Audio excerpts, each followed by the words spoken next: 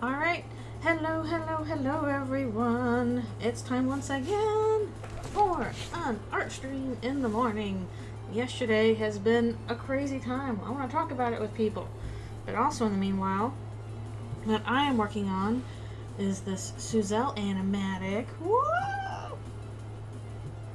As you can see. But I'm going to be working on backgrounds for it today. Making the backgrounds all nice and clean. I still need to do the character reps for it, but in most of those cases, I would like to wait for the voices so that I can get those proper. It's better to work off of having actual voices and stuff. Okay, is this the same? I'm probably going to copy paste some backgrounds, so maybe I should just go ahead and do that if they're all cleaned up. Hello, thank you for coming. If I copy paste the backgrounds, then I'll know what I've done previously. Some of these are the same. That one's the same. Let's see what else. I've already done quite a few of these, so we'll see how far we get in this today. Hello, thank you for coming. This is the same. I think this one's different, so we'll do this one. A lot of drawing trees. So, what'd you guys think about the stream yesterday? Holy crap. I was like, oh, I'll work on, some art while I'm listening to the anniversary stream. Quickly realized, oh no, I can't do that. I have to pay attention. There's too much crazy new stuff going on. So. Oh, please do watch it. It's very fun. It's very, very fun. A good time all around. I tried to work during it and I couldn't because there was just like, wait a minute, this is new. Wait a minute, what are they talking about? Wait a minute. So that certainly was a stream. People just losing their minds over various things. I guess that also explains that, in 2025 we're planning something else. This was the something else. I know. Just like, whoa. I can't decide what freaked me out the most.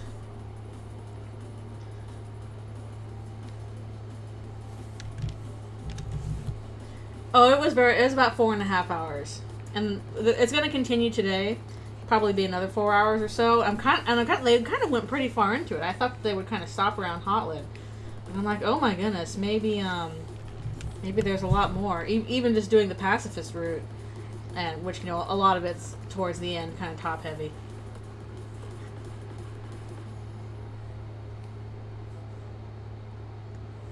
I know, people are like, I want to play this. I'm like, I'm sorry, I don't think it's gonna happen. But that makes it all the more like that makes it all the more maddening because we're not gonna look at the Gaster door. We're not gonna look at everything down in the extra part of the ruins. We're not going to do this or that. And it's like, no.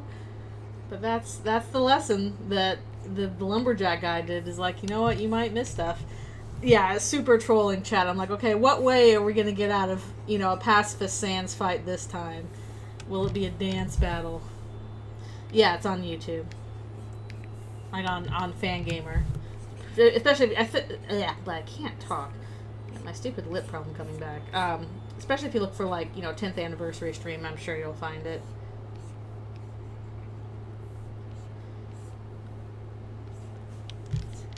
But yeah, there's going to be a bunch of stuff that we'll never see, and that was on purpose.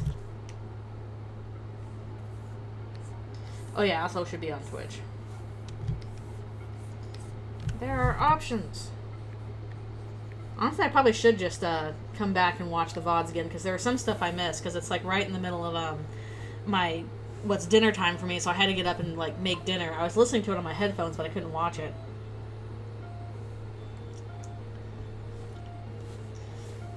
Oh, Kanako. Okay. Let's see. Oh, make sure you use your points. Use your points for it.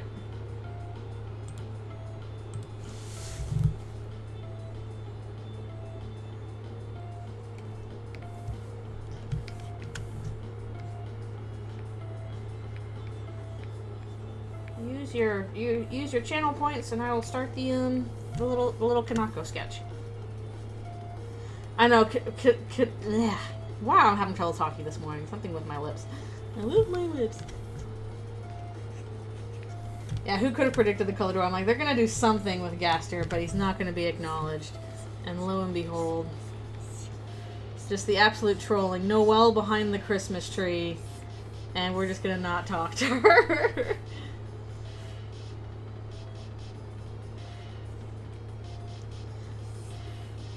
I didn't see the... Wait, what do you mean in the Echo Flowers? Do you mean like during the, like the reading of people's donations? Because, like, people can submit their own, drawings. That's what I did. So I'm sure somebody drew Kanako.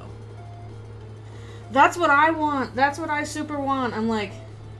Okay, showing the memory... Yeah, so that doesn't mean that Kanako was available. That means that they drew Kanako. So somebody drew Kanako for their portrait. Like, I drew myself, my little Griffin character for my portrait. So somebody was very good about drawing Kanako.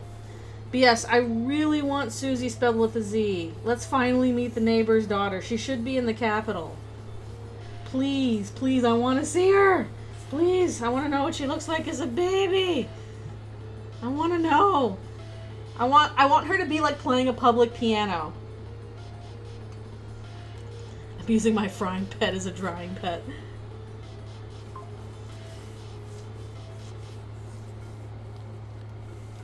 I don't know why they would have a problem with that being on stream. I imagine the only things that they're not putting on there are like stuff that's not safe for work. Like, people put on their own fan characters and stuff like that. That counts as a fan character. I think that would be fine. We do know who drew the dog food. Yeah, there was an Axis in there. Some knights. So yeah. I don't think they're gonna take that out. Let's see. Oh wait. Yeah, I should do it on this one. I don't think they're gonna take that out unless it's like not safe for work.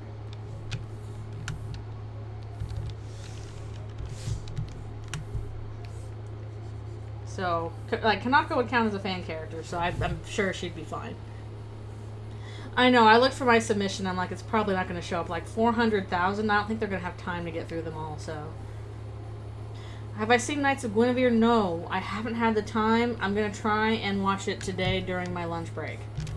So I really want to see Knights of Guinevere. I wanted to see it, like, since the first teaser trailer. I'm like, oh, this looks really fun. And I've heard from a bunch of people, oh, this is so good, super cool, so I'm going to try and watch it today. And then I'll know what everybody's talking about. I'm working on backgrounds for an animatic that I want to finish by Halloween.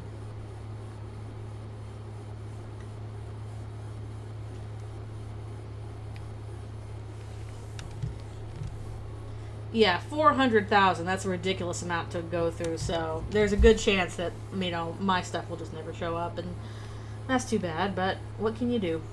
I can't. The problem is I also can't watch it because it's like hours of just like going through memories, and as cool as they are, I'm like, I got other stuff to do. I already was like, yeah, it just crashed when it ended.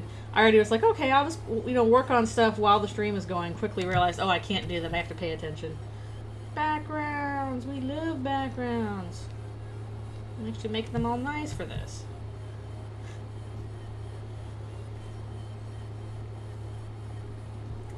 That's the whole stream, just going through all the memories. No, what are the things you want to see tonight? I want to see Susie with a Z. Please let us see Susie. Let us finally meet her.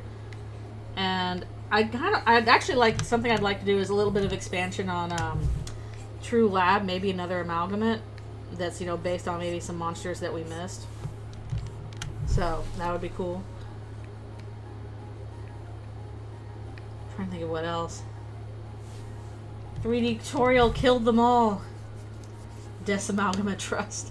No, I think Des is okay in Undertale. At least that's the impression I got. Let's see the 3D tutorial boss fight. It's finally canon. Yeah, it would be nice if we could see some more about Kara and Azrael. Be nice if also we could like investigate the other the tombs, the other graves. Oh, nice, cool. Who was it you recognized? Yeah, I put my money towards Kara. I'll do that again today. I'm probably going to donate again today. A little bit of money towards Kara. Like, Togor's fine. But, I'd prefer Kara. But that's okay. It's all towards a good cause, so thank you, Bidding Wars, for raising important money. Yeah, they might just walk past it.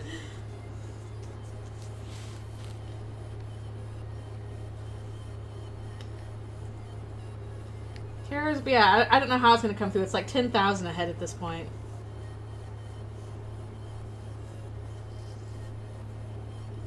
I did. I kind of missed the underwater area. That was while I was making dinner. I think I only saw like part of it, but I like that. I like the fact that it confirms. Oh yeah, there are monsters that are just underwater. But oh well. I will put more money towards Kara today. I believe in you, Kara. Yeah, I think that was kind of the point. People are like, "Oh, we need to see this. We need to see this," and I feel like the lumberjack was there to be like, "Hey, there's areas you're never gonna see. So use your imagination and have fun." I definitely think that's an area where Undertale Yellow succeeded, is just like imagining out other areas of the underground with its own, wacky characters. I think that was a success for Undertale Yellow.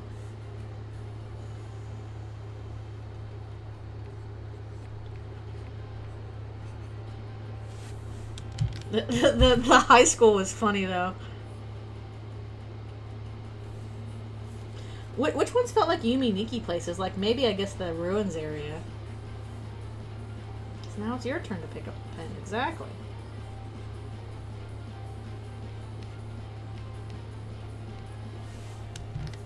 Snowed in the Bubble Place. Okay, I gotta rewatch the Bubble Place one because yeah, I missed most of that. Gosh darn adulthood, having to make my own dinner and stuff.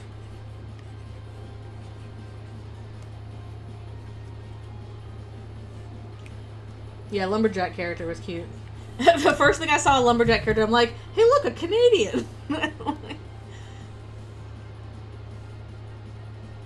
Yeah, Snowden was like mostly the trees. Screaming toddlers. The I don't know, the Deltarune school was like, here's ICE, but like he's on fire, I guess? I guess so. I guess there's only so much they can do. I wonder how long they've been planning, like, okay, we gotta add all these extra areas and into this copy of Undertale and make it all playable. And also plan out, okay, this is what we're actually gonna look at and this is what we're not gonna look at. Need a Brazilian monster. Exactly.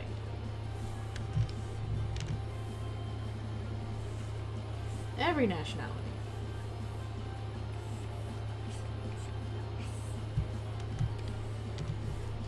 Yeah, that's my hope and my wish, is that we actually finally get to see Susie with a Z. It's been teased for years.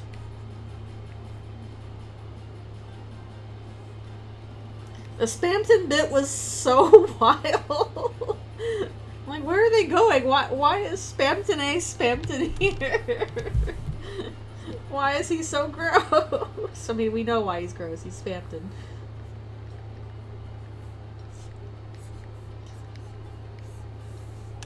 Why did he... Yeah, okay, that's what I want to know. Why did he turn into a cup? Why was he Cupton? I don't understand that at all. Yes, oh my goodness. Every time Toby has stuff to say about that, I'm like, yes, thank you, thank you, thank you, thank you. Thank you, Toby.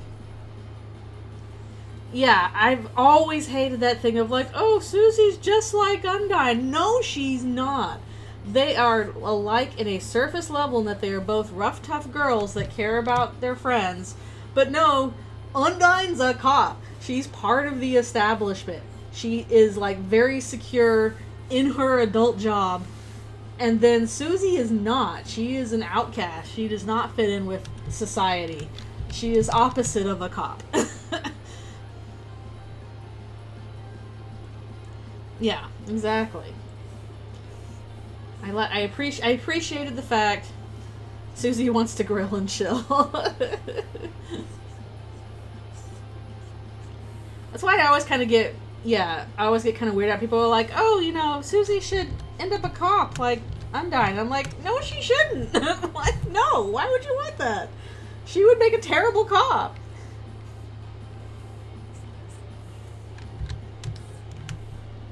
Do not let her be a cop. No.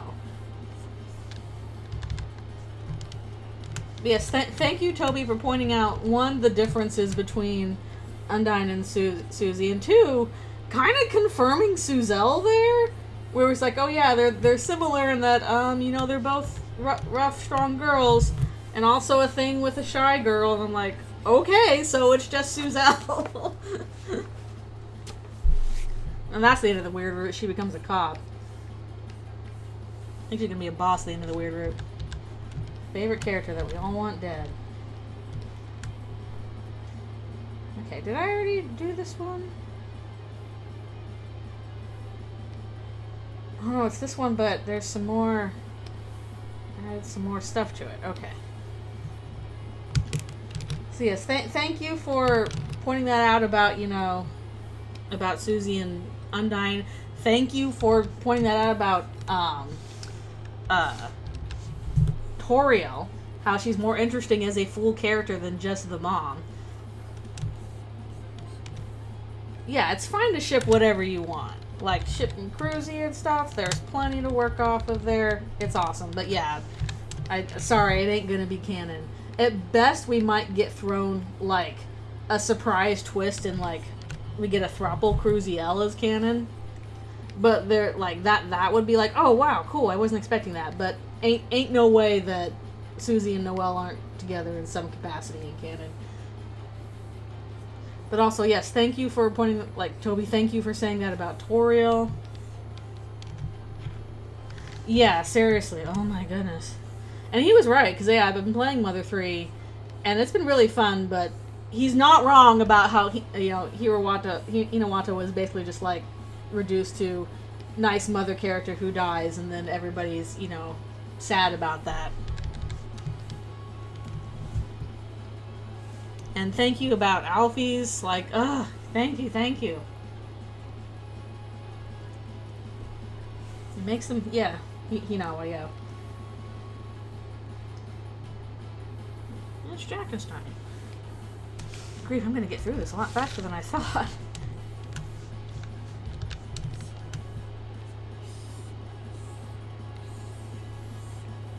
So everything that he has said so far about the characters and why he wrote them that way, I've just been like, oh, thank God.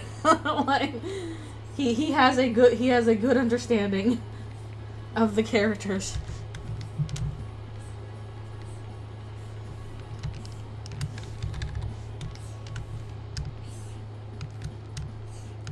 Definitely, I think fandom in some aspects needs to be like, hey, yeah, this is a normal thing for Toriel. She's not just perfect mom, and you can't really, like, you know, get mad at her for being imperfect person.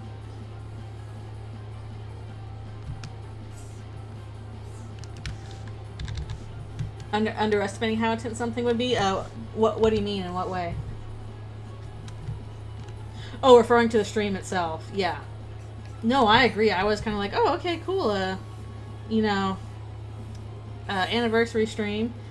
And, I was like, okay, they might do some other cool things that are a little different, little hints and Easter eggs, because that happened with the Chapter 1 stream.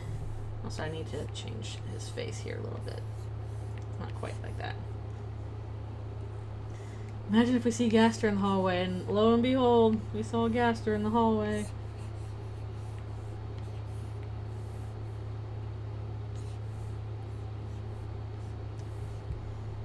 So now I was just kind of like, what won't they do?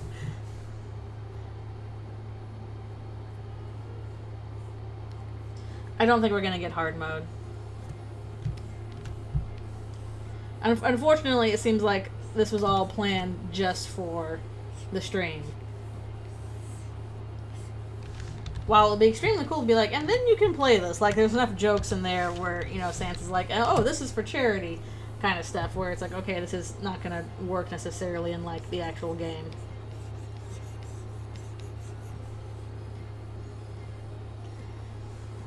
Yeah, like passing the gastrodor, okay. What do you mean it's like a regularly colored door? What? Why is that? What does that mean?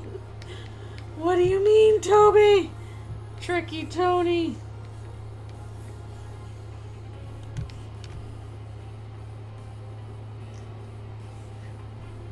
I mean, I'd play that. to be fair, be like, okay, sure. The one good microtransactions in the world game in the world. It's like, if you want to play the game, you have to donate to Doctors Without Borders. Finally, we made microtransactions good.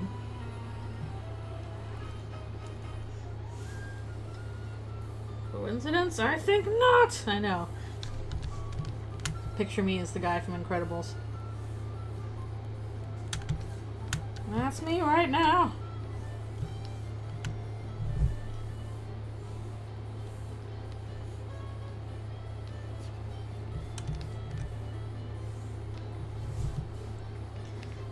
We're definitely being trolled.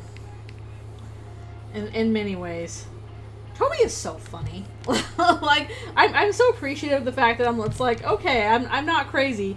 He really is just a really funny guy. He really is just that funny.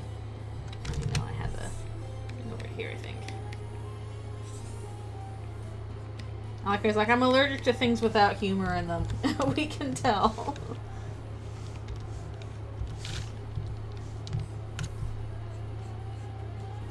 I also missed a lot of the backflipping. I'd heard the sound effect for the backflipping, though.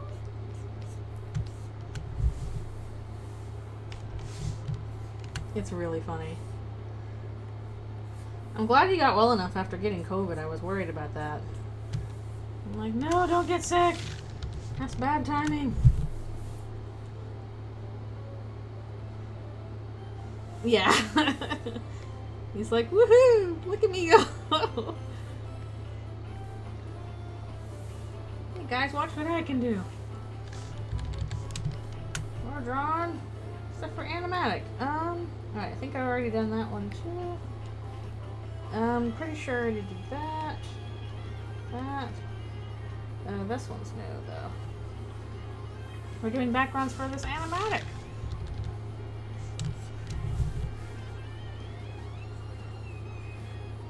Also, can I just say, this is extremely just for me, but I kind of lost it when, like, I don't remember which host this was, but one of the hosts mentioned the Loomster.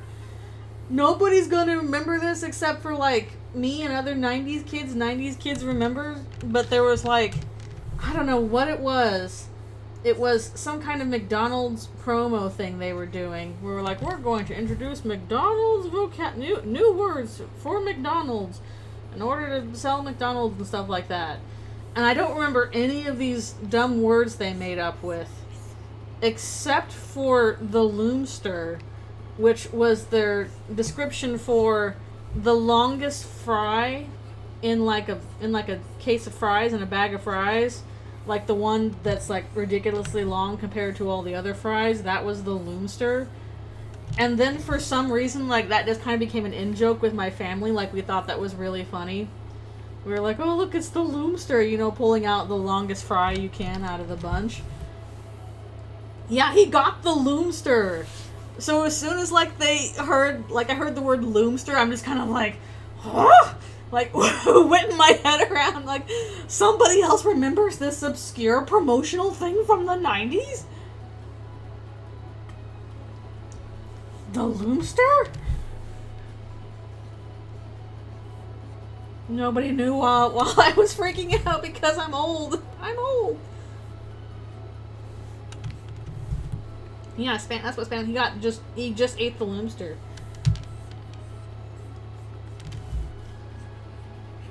Which was one of the weirdest parts of the whole stream. It's like, we're gonna do the scene with, you know, Spampton, or Sans in the, you know, the diner, but it's Spampton instead. We're not gonna explain it. You're just gonna have to deal with it. He pulverized it. He did.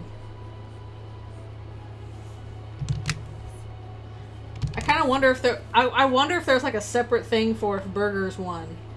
Like, what if burgers had won? Would they have like programmed in a giant burger in there instead?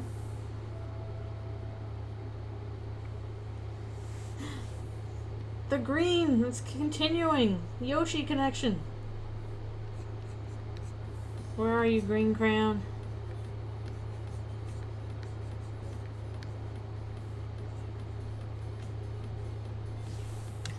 There's so much going on with that. I really hope that they do a new walk around after, you know, after beating the pacifist version. Because I'm so curious if there'll be other things we can see in the walk around.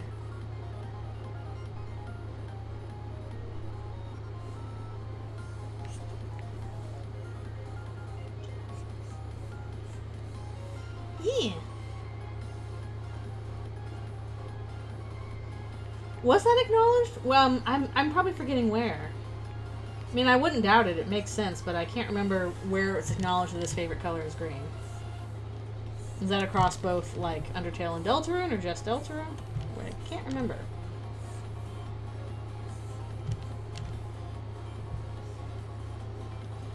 I guess that alone could explain the green crown missing. It's just Asriel liked that color. But if Geno fights or not? I mean, maybe, but I feel like those would have to just kind of be done separately. Because I don't think they're going to have time to go through the entire Geno route, today. It would just be a whole lot of grinding. And that's not very fun to watch or talk about, I can't imagine. So, yeah, maybe they'll do them, but they'll just do them separately. But, I don't know. Yeah, just instead of save file. Maybe, but it looks like there's already quite a lot to cover just in Pacifist, so who knows?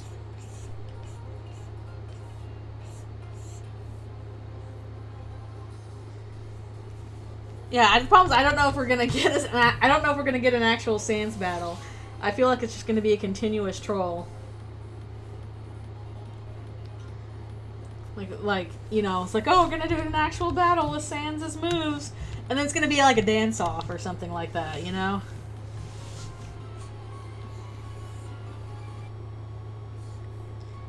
Some kind of trolls, like, oh, versus Sans, and then they just do a rap battle.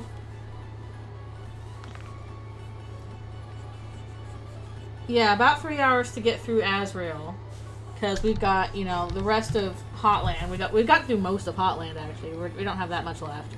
And then Core and New Home and all that stuff for the first Asgore battle.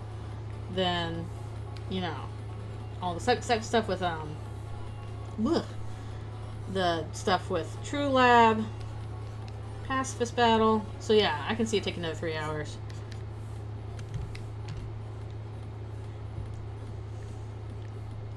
I guess it depends if we're gonna have any more detours in like the Core or New Home.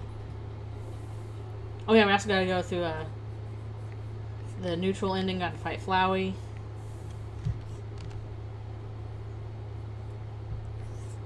So there's still quite a bit to cover.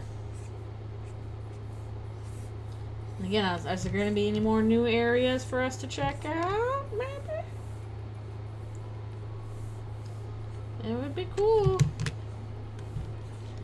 And then I wonder if we will do a walk around after we're done. Yeah, the detours are only like 5 minutes, but they still make a difference. Again, please, let us see a Susie. Let us see her. Let's see the girl.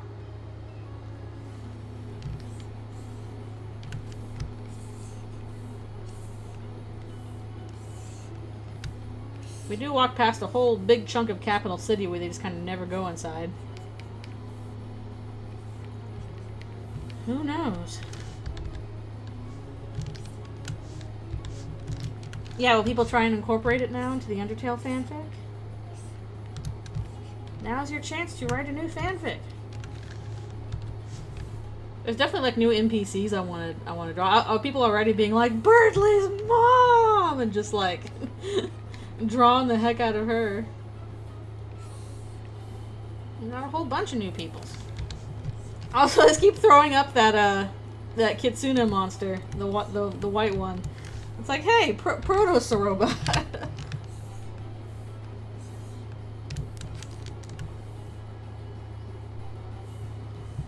I know, seriously. I'm like, okay, that has to be Birdley's mom. It just kind of has to be.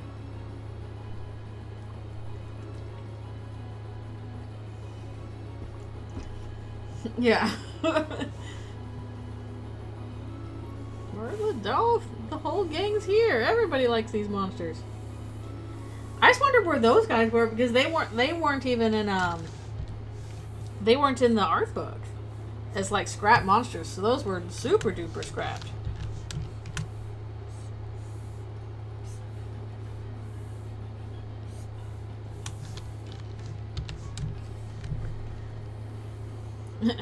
More lesbian moms. More lesbians. You can't stop them. The extended underground bird family. All birds is related. Actually, Chris, it's really rude for you to think that all birds are related just because we're birds.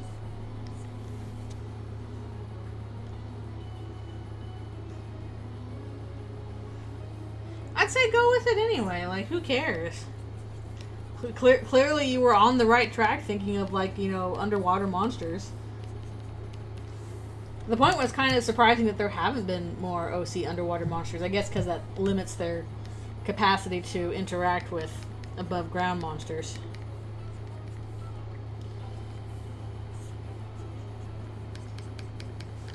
Which I guess technically none of them are above ground.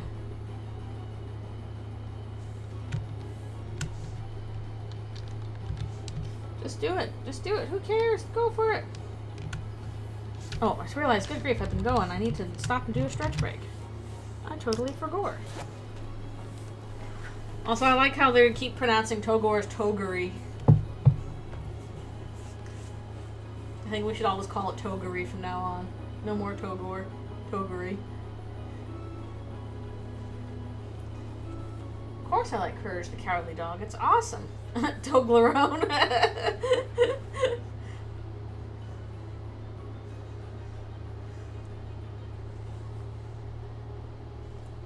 That's the canon pronunciation, Toguri. No take backsies.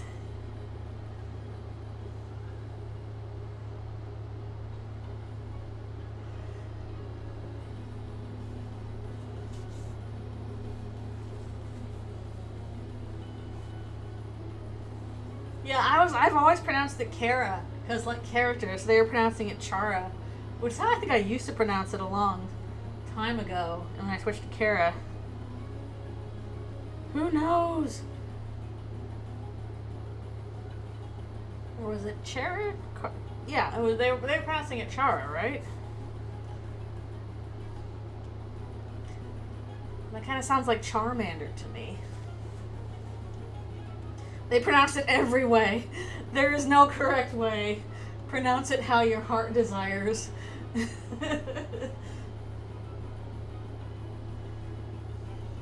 Actually, I heard Charmander, Kara, and Kara. Yeah, well, sometimes the TTS messed up because every time it, you know, he was trying to pronounce live, it would pronounce it as live and stuff like that. No way around that, I think. Pronouns were odd.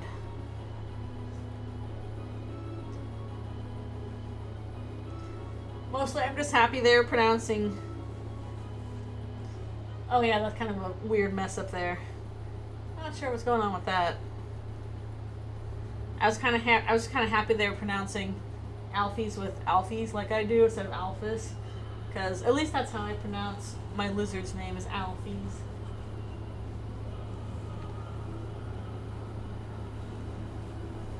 He, they, Asgore.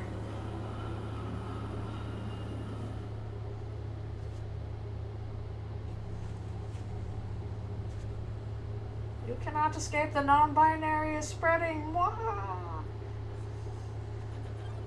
Everybody will get NB beamed.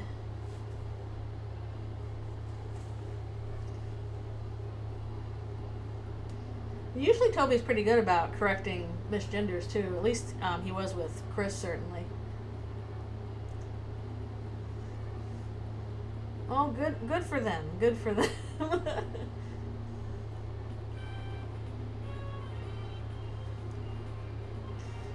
Although one thing I find kind of weird was people being like, "Oh, you know the extra area for ruins is going to be, you know, that's a hint for Chapter 5's Dark World," and I'm like, really? I don't know about that. Right, take your kneecaps, exactly. Yeah, I'm not sure where that's coming from. I'm like, no, this looks like more of the ruins. I don't know. I get the feeling that Asgore's, or Flower King Dark World's gonna look, it's gonna look different. We have not seen a hint of it yet. I'm just wondering, like, where did you get that idea?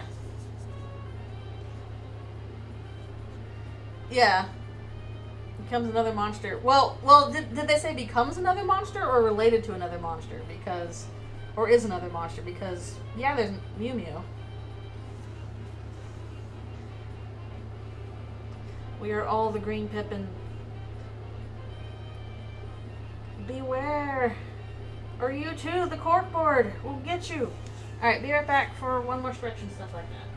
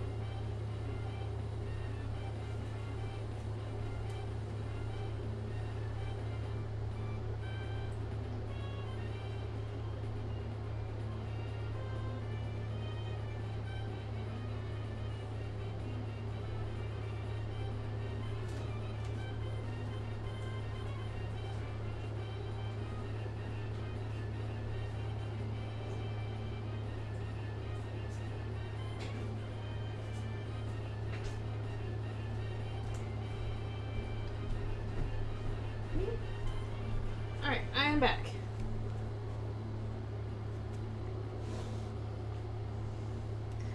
As long as folks are having fun and being respectful and all that. Admittedly, there are some connection things there that, like, I don't really get. Like, for example, this theory that, like, oh, all of the Dark Worlds in Deltarune are actually the areas of Undertale, but in reverse. And my thoughts of that are like, one, I don't really see that. I'm not really drawing those connections there. And two, okay, if that were true, to what purpose? What end? Like, what would that mean? What do we glean out of it from? Oh, these are the same things, but in reverse. Okay, but why?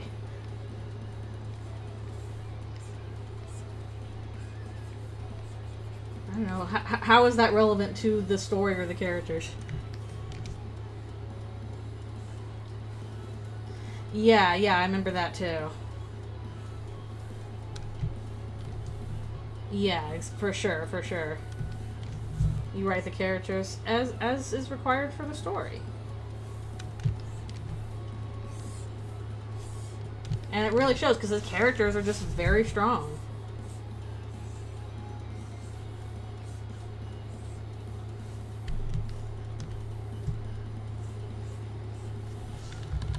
What that especially says to me is that he understands that stories are constructed. They are not naturally occurring things. You build them a certain way on purpose.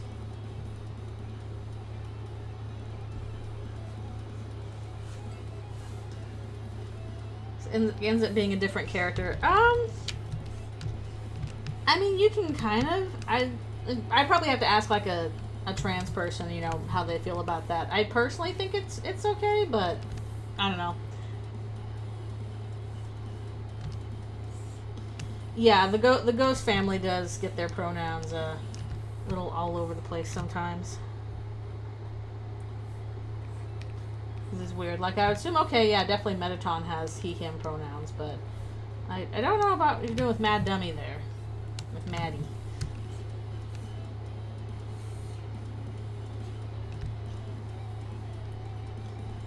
Everybody's neutral.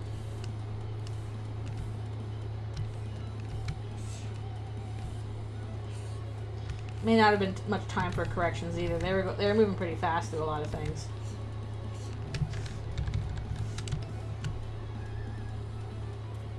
Moving pretty quick. Ooh, cookie. Nom nom nom nom nom.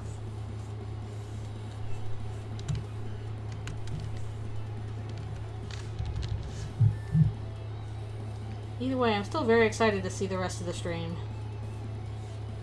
Okay, well, I'm not going to have time to, you know, work on art during this because I'm going to have to pay attention, so I better get the art done now.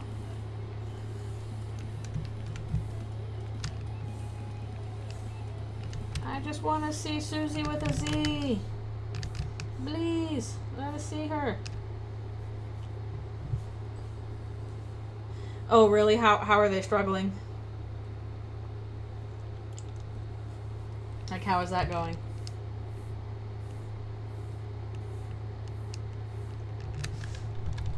Understanding what's going on? Well, at least they're in the same boat as us, because we don't understand what's going on either. Nobody knows what's going on except for Toby.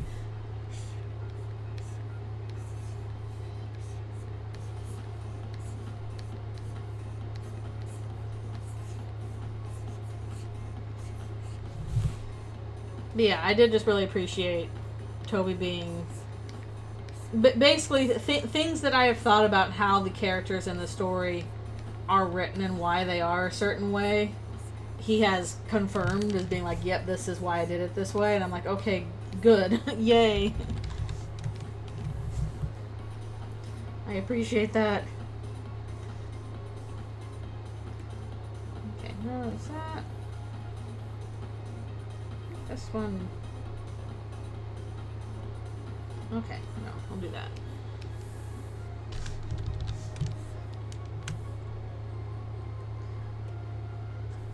So if they didn't understand what was going on, none of us did. I was shocked by how quick this went. Okay, this is going weird places. Anything can happen.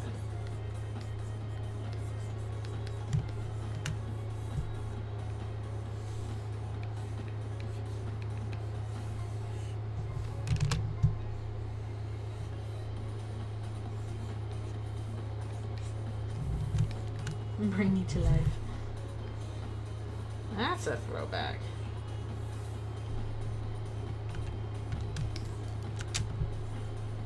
I do appreciate Toby trivia time. Tell me more about your artistic process. It's cool and fun to hear about how artists make things, especially things you like. Let's see. Do that.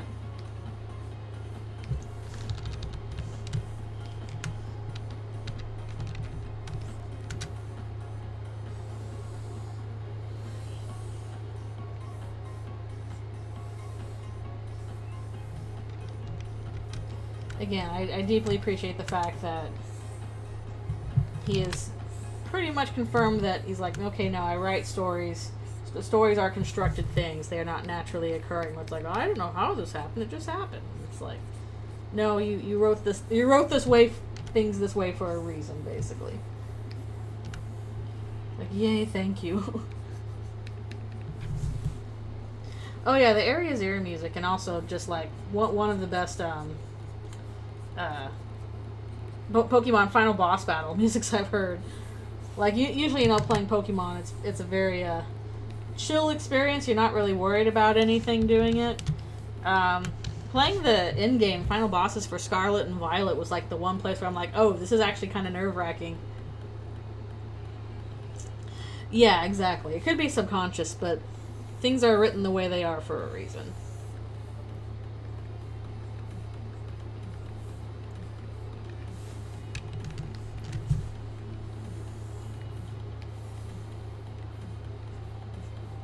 Art does not happen in a vacuum.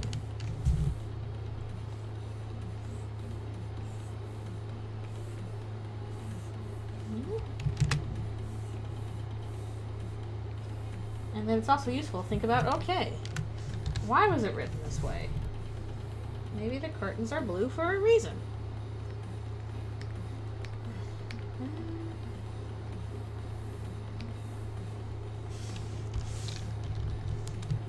Dude, I'm gonna tear through the backgrounds this a little faster than I thought, but if we get through them all today, that would be cool. And now we just need to do the character roughs. And character cleans, and this will be ready by Halloween if all goes well. For another Deltoon anniversary.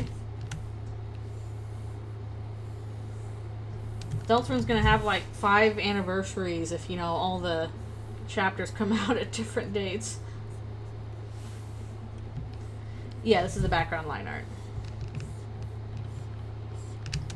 So doing nice, clean background stuff. And then I'm gonna go through and like do some shading on it as well. Yep. That's the dealie.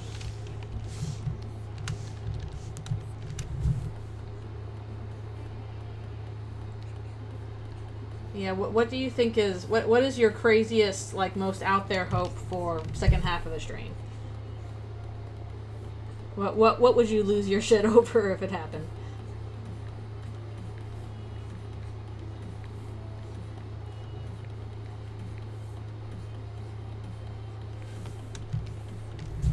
Tell me your secrets. I know there's so much. The possibilities are apparently endless.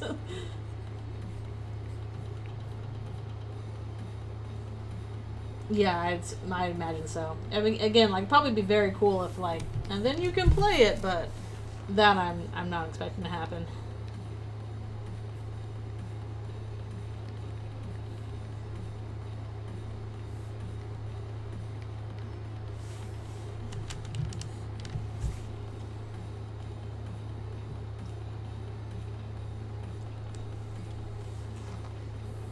Oh yeah, Death's mention would be insane. I'm like, we're never gonna see that's my prediction. We're never gonna see Death. Even Undertale Death, we're not gonna see her.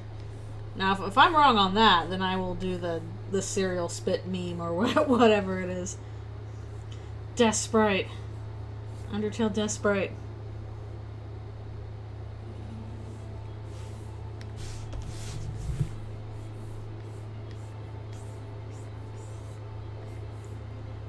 Yeah, Susie. That's the no that ship hasn't sailed. In fact, we're coming up on that. We got time for that. That hasn't sailed yet. That's what I'm excited for. I'm like, I want to see Susie with a Z. Show me the girl.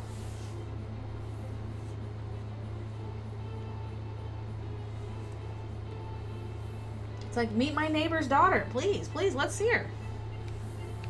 Like that's the one big thing where I'm like, oh my goodness, they have the opportunity now. We could do it. Yes, but she's not in Waterfall. The clam girl says, I'm visiting from the city. My neighbor's daughter is about your age. She's from the city. She's from the capital. She's not from Waterfall.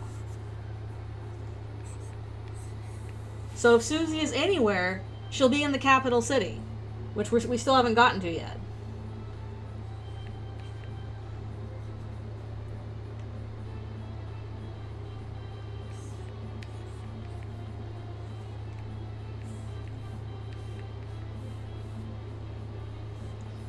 So that's my one big hope. Yeah, 50% of MonsterKind lives in New Home. We barely scratch the surface of that. All we have to do is like go into like one new area of New Home, and we have that opportunity to see her.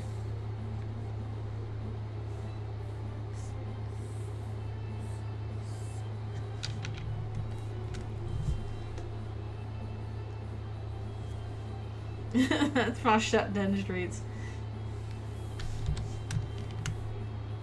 I don't know. Again, it works for Undertale Yellow. I like the ways it was expanded on there. But no, we have not missed our chance at Susie. I think our chance is still coming up.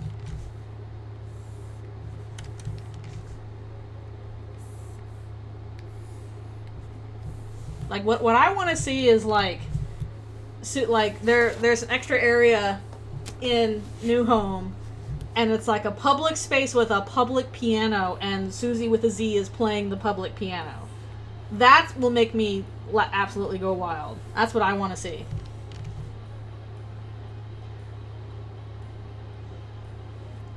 Yeah. A bunch of stuff gets referenced, but we just never see it. You just kind of walk over it. Again, all we have to do is just like pop over to one new area. Yeah, she could be playing the piano, and I would scream so much. I'd be like, I will make weird noises. The insane thing would be if she's standing next to the piano and then Frisk can play the piano with her. That would be insane. Insane. Can you imagine? I would die.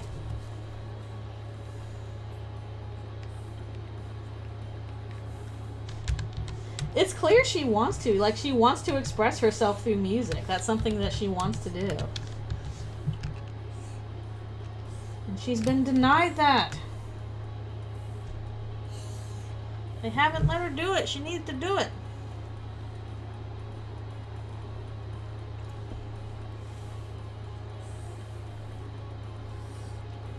Also, she definitely seems open to other instruments. So she's like, yeah, I'll play guitar, I'll play drums kind of stuff.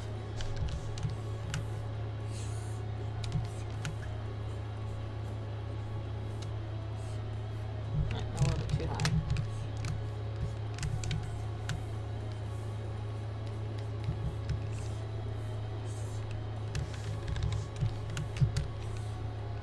Anyways, yeah, that's my big wish. I want to see Susie with a Z. I want to see young Susie in Undertale. See how different or the same she looks. And I think it would be extremely cool if, you know, she was by some public piano, and then extremely cool to the max if, you know, they got to do a little like just play piano with Susie briefly kind of thing.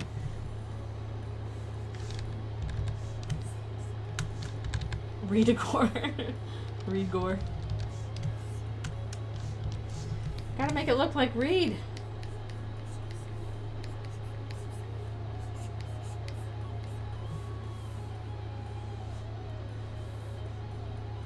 Yeah, exactly. The whole Dark World in chapter 4 was like based around music and sound. And reading. Those two things. But I actually say sound is like a bigger deal than reading for that one.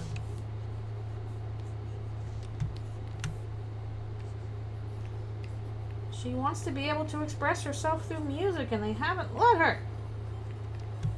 Let her mess with the bells. Let her play the drums how she wants. While eating a ham sandwich.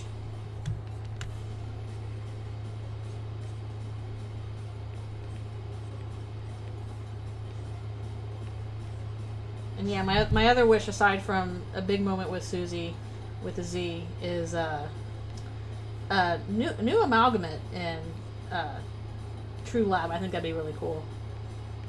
Just covering some monsters we haven't seen.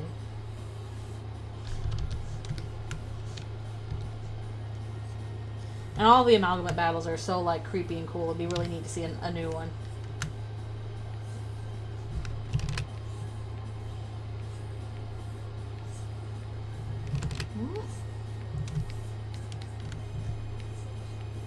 Let's put this one over there, actually.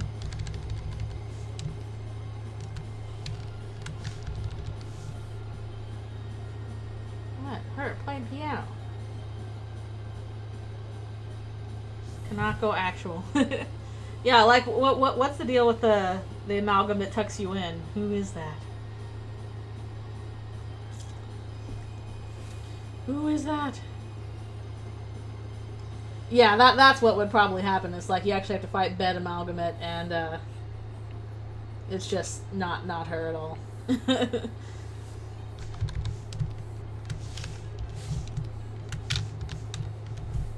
Be Bed Amalgamate's being like, no, I'm trying to get you to go to bed. Please lie down. Well, they're never going to confirm anything Undertale Yellow because it's a fan game. Like they're just not going to do that. Bed Amalgamate is an old man. Go lie down. I don't think they should. I don't think they should incorporate anything Undertale Yellow into canon. That's inviting trouble. They can't do that. So it would be just some other. It would be just some other, collection of monsters. Samuel Jackson's go the fuck to sleep. Like, I super appreciate Undertale Yellow. It's really extremely well done.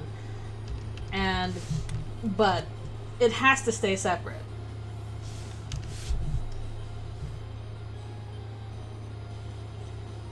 I don't think those spaces are closed off. I think if anything, what that stream does is be like, hey, there's a lot you haven't seen of the underground. Make up whatever you want.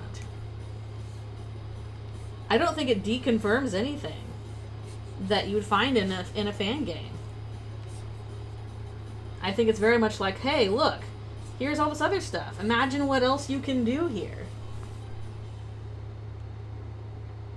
Yeah, exactly. We'll be fighting this battle forever. No!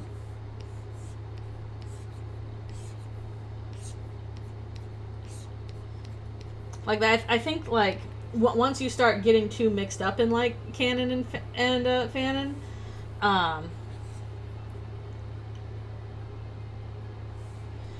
again, I don't think that would be a problem because that's clearly a fan work.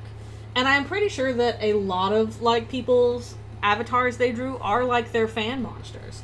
So it wouldn't be fair to be like, well, you can have your fan monster, but you can't have this fan monster. Like, they're all fan monsters. Just some have gotten, a little more popular than others. A bit more well-known. But they're all still fan works. And, they should all be treated equally as, like, hey, this is a cool fan work. Let's see, did I already do this one? That. Yep, we already did this one. That's this one. I think I already did this one as well. Alright, have I done this yet? No, I haven't done this yet. Okay, we're gonna do this.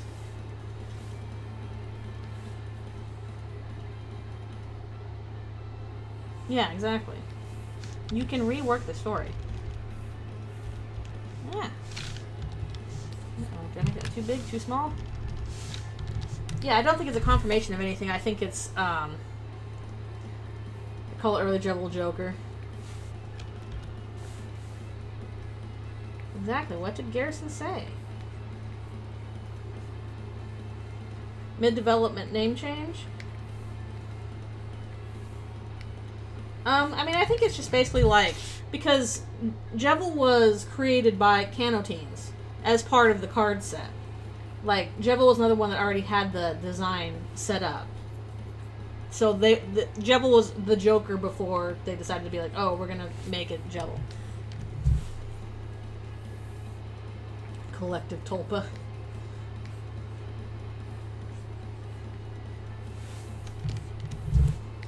I mean, it's also a thing of, like, that's just a voted upon name. Like we know this character is Frisk. That's kind of the point.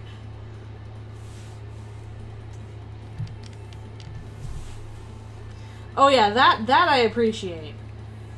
Sometimes the jokes you make as a middle schooler are actually funny, and you should hang on to them. It's true. I'm old. Like, it's a good joke.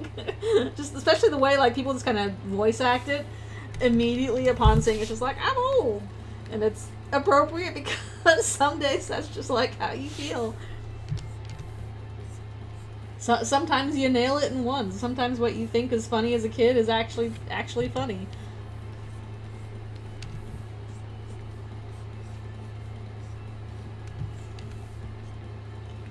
It's one of the things that, like, you don't think should be funny, but it just is.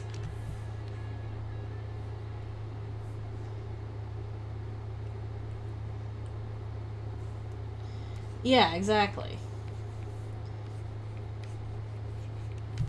Things like Togor's made canon. No, like whatever name you choose is the fallen human's name. Frisk is separate from the fallen human, at least to some degree.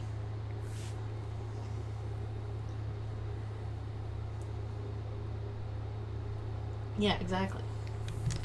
I do think that whole idea of, oh, actually you are separate from the character you are playing as all along, I feel like that was definitely executed better with Chris in Deltarune than it was with Frisk and Undertale. Like, it's cool the way it was done, but I do think the idea was presented better with Chris. Like, you know, working with the player, but also actively, like, not getting along with the player, getting into their Tom and Jerry shenanigans, stuff like that. Like, oh no, you and the character you play as are kind of at odds sometimes. Well, I don't know. Frisk and the player seem to get along okay. There's no point where Frisk is like, I won't do that. I would do anything for a level of violence, but I won't do that.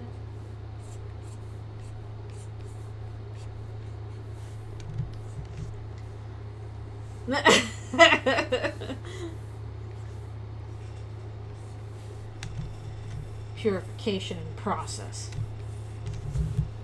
Wait, where are the spirits being purified now? Ah! I should play off some point. I'd probably have to play the reimagining of it, the not remake, but whatever you call the newest version that came out.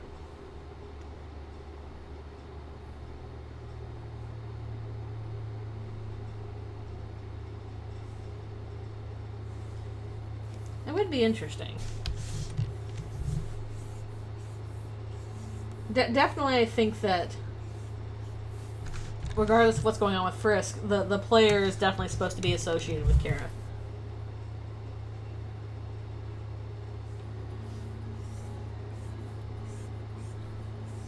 That's why I feel like it's kind of pointless when people are like, who is Chris supposed to be? Are they Frisk or are they Kara? And I'm like, that's not how it works. That's not the point. The deal is that Frisk and Kara are basically Chris's roles split into two different people. Because what role does Frisk fulfill? Frisk is the character you play as. That's the one that goes around making friends with the monsters, and is also considered, pointed out to be a separate person from the player. Who is Kara? Kara is the person that, was raised with the Dreamers, has their own, dark past. They like a lot of the same things that Chris does. They can be a little weird and stuff like that, but also care about monsters. Chris is both of those. Their roles have been split across two people. It exists to call out, what the player's actions. That's both of them. No, Chris if we're doing a mitosis thing, like, it's Chris split into two people.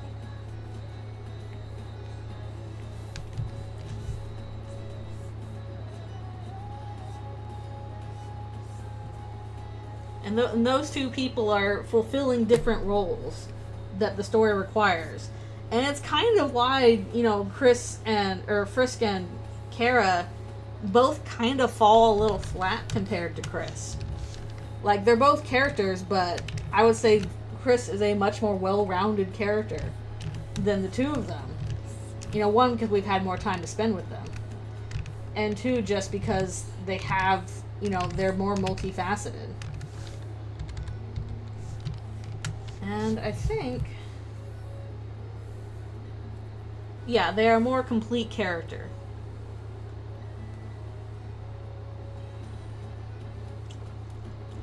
Do not appreciate the fact that it feels like my lip is going bad again. Don't like that. And that one is done. Okay.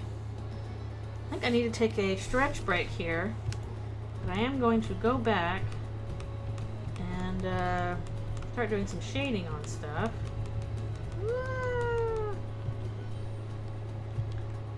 So we can do that. Yeah, I would agree with that. The fact that the twist is saved towards the end, like, you just don't get that much sense of what Frisk's own personality is like, because they have no qualms with the player. There's no point where it's like, oh, I don't like what the player is doing. Yeah, it's not like, oh, you wrote it wrong. It is appropriate for the story that's being told with Undertale, which is a smaller scale story than Deltarune.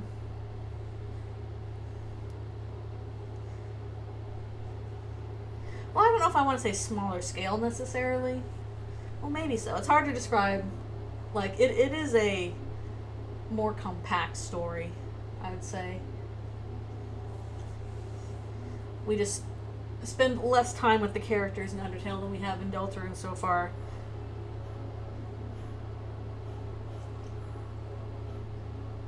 We're only halfway through. There's still a lot left to go. Okay. Stretch break. Yeah, exactly. There is so much character interpretation put onto both of those, both Kara and Frisk. And some of that, and it's hard to tell the difference because some of it is supposed to be that, like, yeah, Kara is like, I'm reflecting your choices, player. What woke me was your determination, not mine.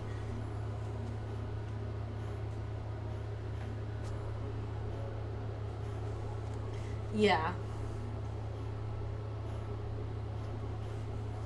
Like, when we say let Frisk live their life, it's like, okay, but actually, usually what you're thinking about is, like, the other characters more than Frisk, because we don't really know what Frisk's life is like.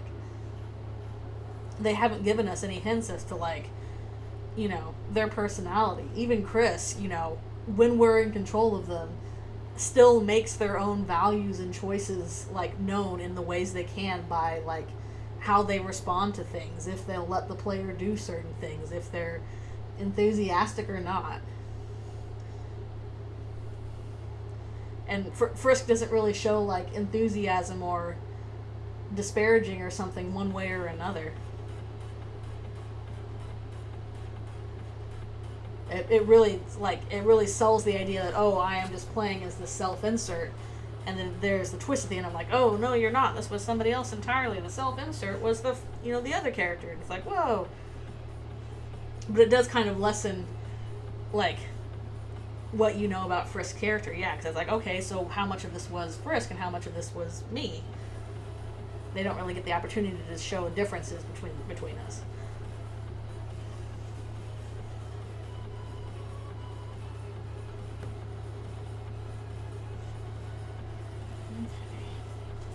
But we will see more, hopefully.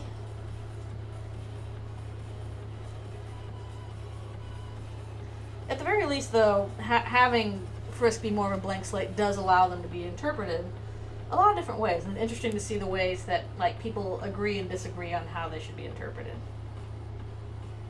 Alright, I will be right back for one more stretch and orange juice and stuff.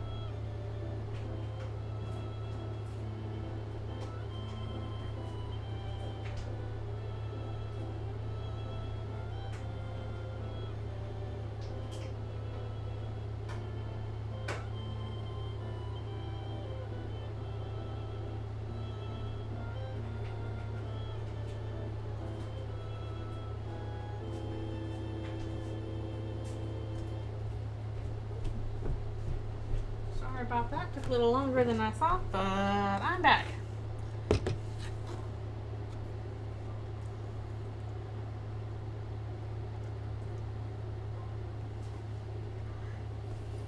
And yeah, I agree. That's not many times where they do show their own self, but them slowing down or the not heckling, Snowy's mom or all that stuff seem like indicators of more going on there. Okay. We are going to be doing some shading and erasing.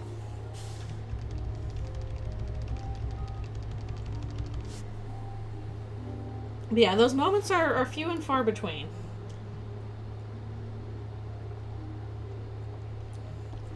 Here's a question. Do you believe in Nera Kara or not?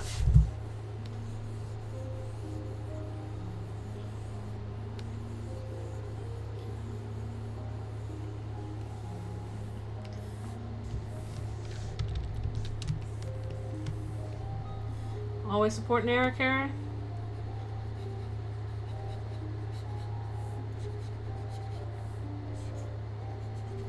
I'm inclined to agree. I think Nera Kara makes more sense to me.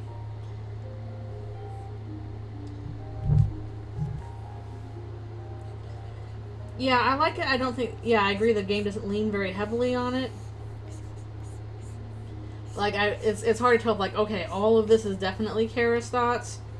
There's, like, occasional moments here and there where it's like, okay, this would be weird if it was not Kara speaking, namely, like, what you didn't do that with, So Cold with Snowy's mom. Feels like a Nera Kara moment. Also, the jokes you make for Washua, like, oh, you made a joke about a kid who slept in the dirt, you made a joke about kids who played in a flower bed, all that stuff. That feels very Nera Kara to me. I'm like, I'm not sure why those lines would be there where it's not referencing Kara.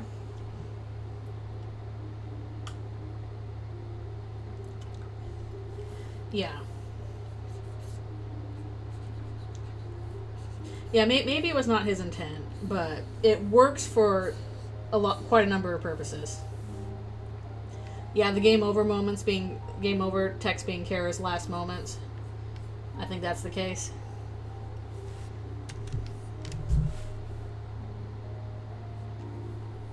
Yeah, I can't see why people would disbelieve it, but I am pretty much in the Nera Kara camp, because I'm like, okay, I think this would make sense, especially for some certain areas, like described.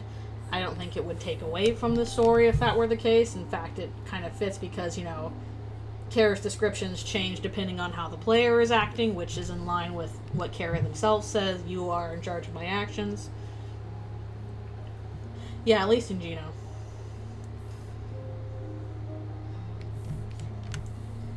Warm post barrier? Interesting. I will say that I don't think there's any particular narrator for Deltarune like there is in Undertale. Like, I think you can apply Nera Kara pretty well for Undertale, and it would make sense. I don't think you can assign any specific character to Deltarune's narrator. It seems to just... Oh, hello, thank you for following. It seems to just be like...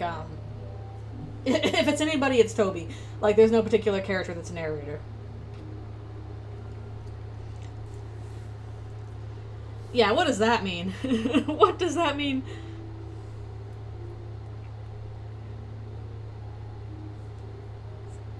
Well, I'm glad that imagination gets better. Yeah, it's what they call you. Very sad thing to say about yourself. I am interested to see Psyculturalist's next playthrough. I think he's on chapter 3 now, although the last time, spent, way too long just trying to analyze the fountain stuff.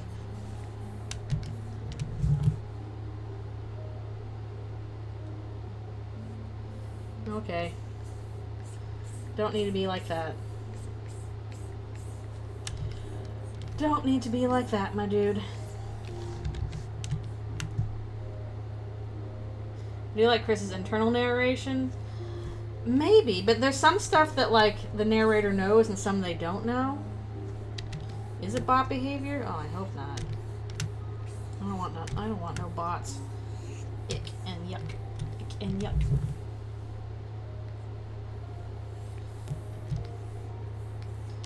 Don't want none of that.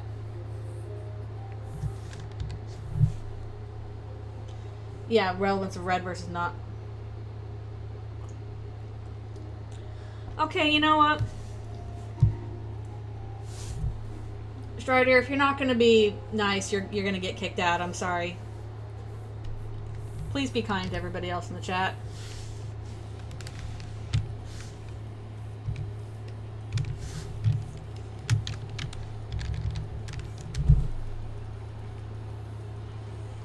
Don't be like that, please. I don't appreciate it.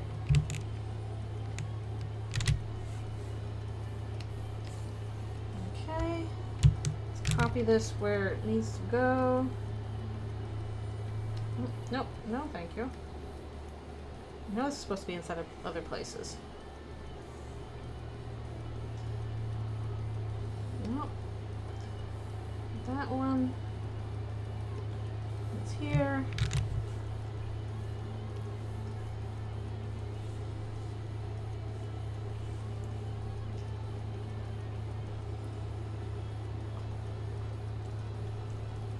Please don't come in here and start messing with people. I'm serious. I don't appreciate that. I'm just trying to draw. I'm trying to think if there's any other places where this particular background shows up. I don't think that's the case. Nope. Nope, I think just that. For some reason I could have sworn I had this background in more places, but I don't think so. Alright, let's see here. Scroll through.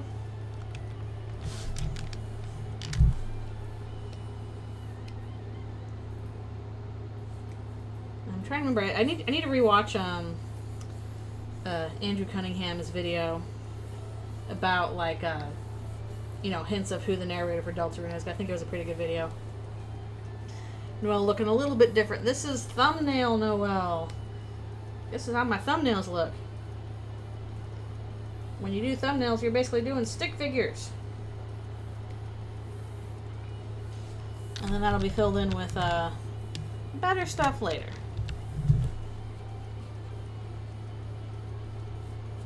Wait, where'd it go? That's where it went. Okay. This is usually how I do storyboards. We'll do basic stick figures to get down like the layouts and stuff like that. You know, really rough stuff for, okay, this is the action I want to happen in this shot kind of thing. And then we'll do roughs, and then we'll either lightly clean those up or do full cleans for them. And then fills, which are very fast, especially if you do the cleans right. It's true, you can do anything, including draw stick figures. Exactly. You would be surprised how many professional artists start with stick figures. It's true. My brains. Toby got me by the brain strings. Ah!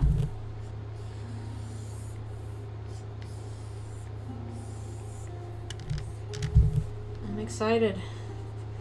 We'll see what I have time to finish before the stream, because apparently I won't be able to work on stuff while the stream's going because it's going to be too distracting. Too much to do. And I'll probably get all these backgrounds done before the end of the stream, so that's a plus, though. And it'll just be time for roughs. I do make the cleans for these boards quite a bit nicer than I would normally for my job. At least the version I have right now. Sometimes I'll get, you know, a show where they want really clean boards, but lately clean enough has been what's expected. So I'm like, okay, I can work with that. Just kind of a clean. In that case, I just kind of like delete off my construction lines and close off some things, stuff like that, as opposed to like a full redraw over like I would normally do for a cleans.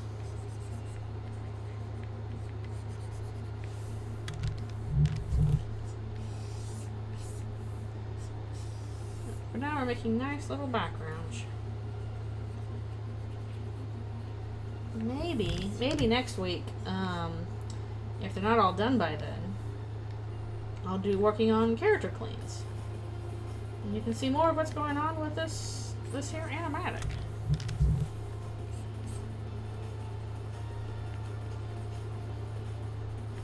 Heck, you can probably don't even need the dialogue to guess some of the plot stuff. It's very, very simple and sweet. Simple and clean is the way that you're making me feel tonight. It's hard to let go.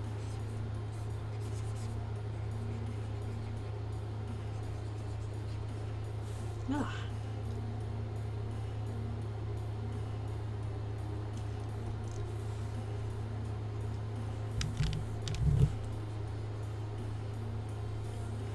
Yeah, I gotta really go around. This is a long way I went with this. But I guess this does also answer the question of, I don't remember which newsletter it was. Exactly, Young Noel Appreciation Day. On this, the day of my daughter's Noel appreciation.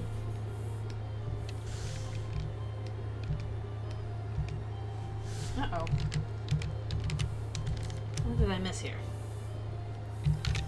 I cannot believe watching that stream. It's like, no, there she is! And then, of course, just walked right by her. Of course. That's what would happen.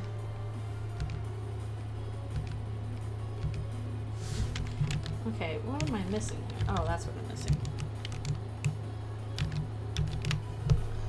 Something down there. Exactly, it's every day in our hearts.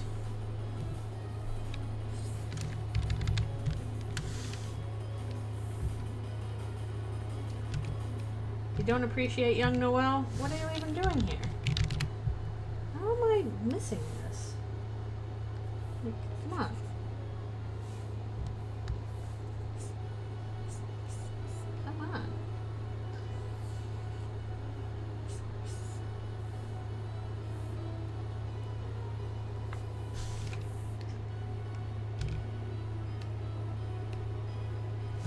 Oh, there's something going on here. Did I erase the wrong layer? What's happening?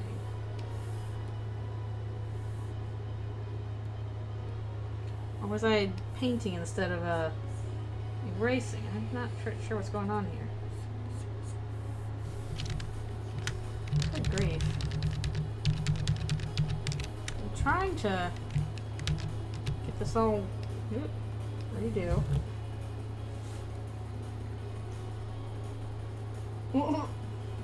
A technical difficulty stream.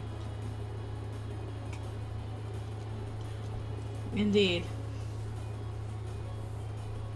They've got to do something with Tenna, right?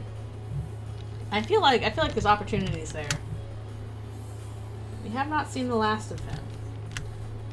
There's got to be opportunities for some Tenna reference. Because I feel like Toby really likes Tenna, actually.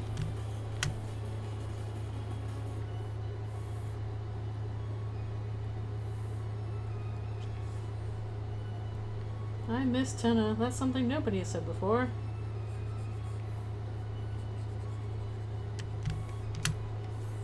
Okay, let's see if this works. Please just let me delete this properly.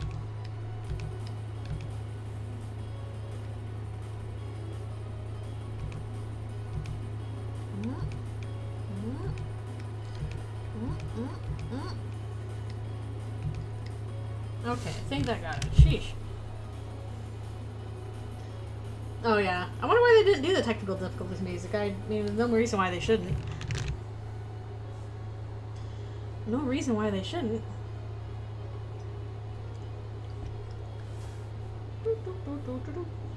Also, speaking of technical difficulties, Camellia remix of the Wrong Number song. Like, amazing addition there. Was that Camelia's idea or was that Toby's idea? It's like, Camelia, can you you know, do a remix of the Wrong Number song for me? Absolutely, I can.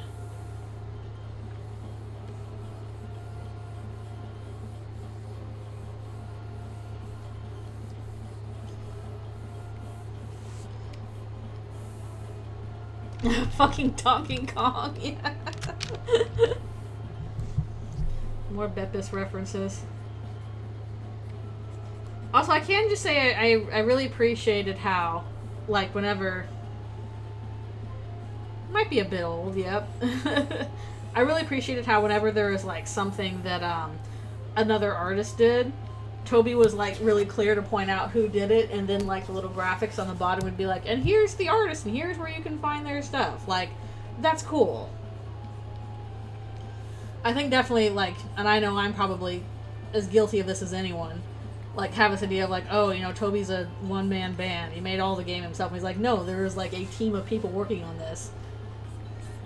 Definitely now for Deltarune, but even in Undertale, like, yeah, there was a lot of artists. It's like, yeah, stuff wasn't drawn here well because, you know, Timmy was in school and she couldn't draw stuff for it.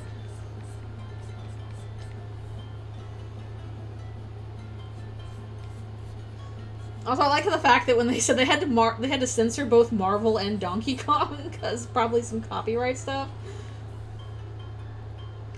Yeah, like, that was cool. I need to go back and rewatch Jessica and be like, oh, this art is social, this art is social. Like, I follow Toby and Timmy, but I need to follow, like, a bunch of the other artists that have worked on it, too. We'll never know who drew the dog food. Who was it? Somebody drew that dog food. We'll never know.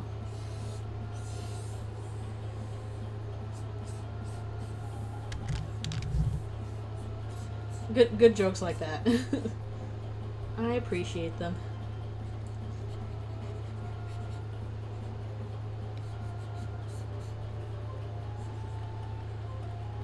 I think recently, like, the one thing that Toby reblogged on Tumblr was Gigi's concept art for chapters 3 and 4, which is gorgeous.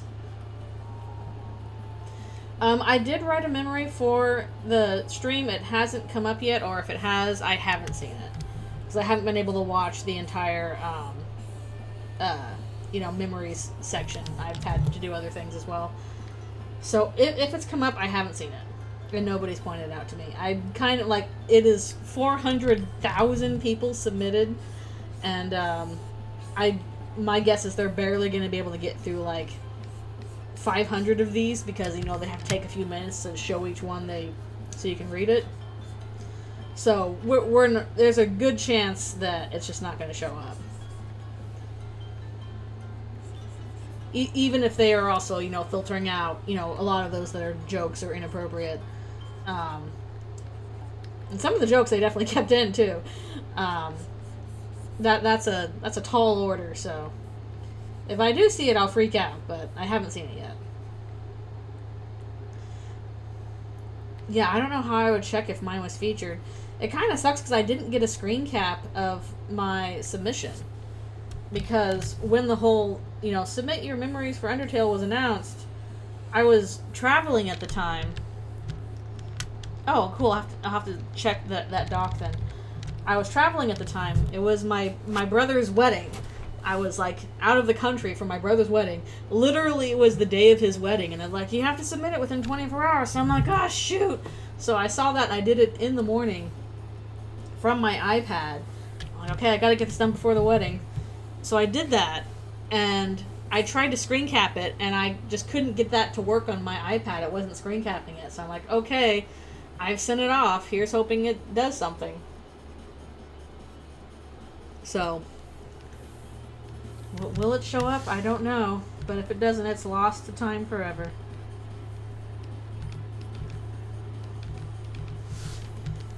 But that's life, sometimes. I'm glad I was able to get something in. Because, in our dreams, one day we'll see it. Well, I don't think it's anything special, and nothing more profound than anything else people have been saying. You know, change my life kind of stuff, because it did. Changed a lot of people's lives. So it's just one more in the pile of this game was really important to me, because it was. I think it is kind of humbling to be like, oh, this is like, you're not alone in this. There's like so many people that have felt the same way you do, and like, man, what an incredible feeling that must be for Toby.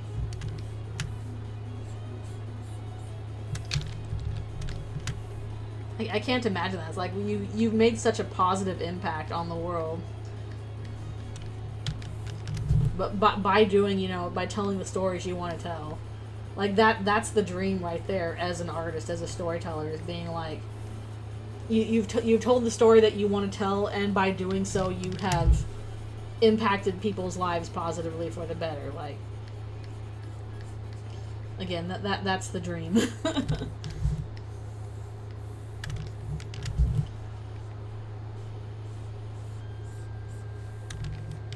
And so many people too, especially. We're gonna get a sword remix in here? Yeah. To an orange. I need a tapered brush, but I don't think these exist in Storyboard Pro. Ah, well. What I think is especially cool is all the messages that are like, oh, this inspired me to go into music, this inspired me to go into game creation, this inspired me to, you know, pick up art and stuff like that. Like, I don't know, as an artist, that's the one thing you want to hear from people, is like, your art inspired me to go make my own art. Like, there's no higher compliment than that, I think.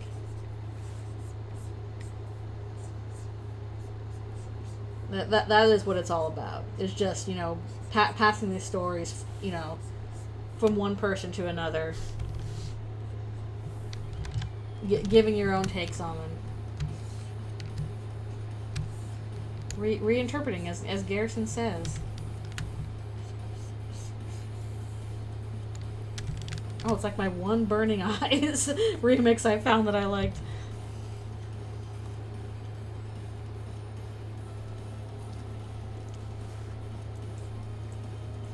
Yeah, no, it's a really good feeling. Whenever I get messages like that in my inbox, that always just really makes my day.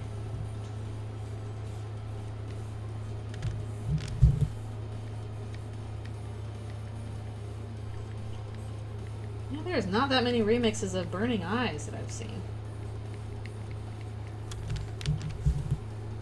A couple good sword ones.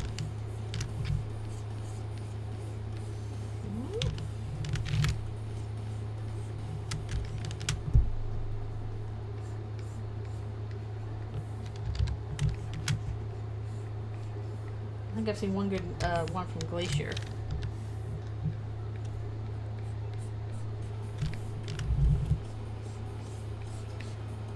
I kind of feel like Chapter 3 is a little bit like, I don't know, at least compared to Chapter 4, is a little bit rougher in the music department, because there's basically like 2 songs that everybody remixes, and it's like TV Time and Black Knife.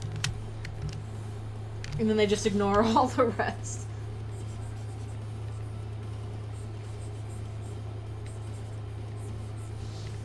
Well, I guess no, it's TV Time, Black Knife, and Raise Up Your Bad.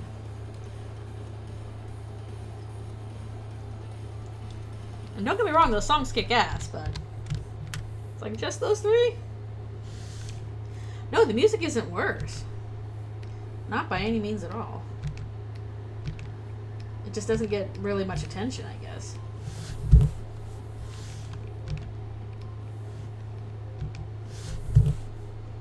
Yeah, more thematically contained. True. It's very appropriate for the for the world that it's in, which is like the little Zelda world most of the time.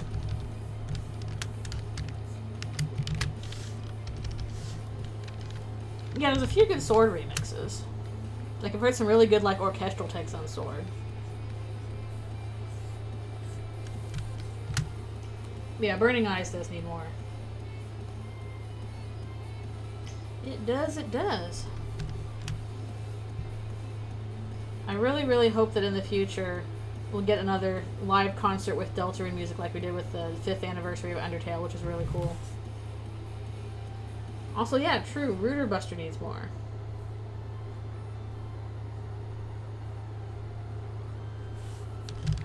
Or Vapor Buster, for that matter. Barely any for Vapor Buster.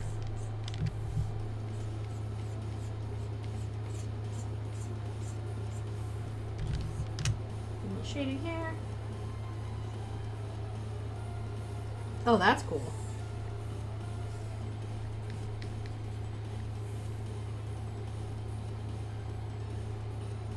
Oh, yeah, that's rough if you're... Because I think a lot of stuff here is mostly digital rather than acoustic. That's true. That makes it rough. There are some people doing some pretty good orchestral stuff. Like, again, I think I've got a pretty interesting orchestral take on Glacier in my mix.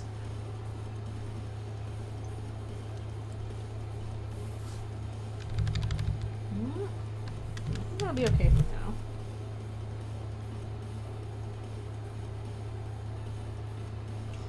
Yeah, TP World was actually really fun. I actually liked that one a lot. Yeah, I think I ended up saving all of those mixes that were all orchestral. I'm like, okay, I like this one, and this one, and this one, and this one. Okay, no, I like all of them. Here we go. Let's see, I think... No, where was it? It was back here. That's right. Always fun when you can just go through an entire discography or whatever it is and be like, alright, I'll take all of them.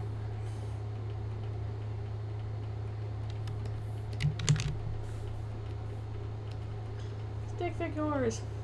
Oh, thank you so much. I'm glad you're enjoying the art. Oh, I must have done this one somewhere else. Here we go. Here we go. Got this one. Thank you. I know it's mostly just backgrounds today, but they gotta get done. So I can easily copy-paste them when we do other stuff. And probably will finish them today, which is cool. So thank you. Yeah.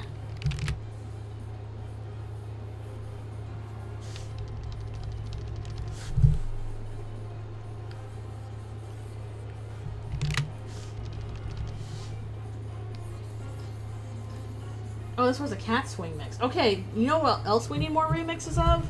Where's all the remixes of Cat Swing and Airwaves? I really like Airwaves. Almost no remixes of Airwaves.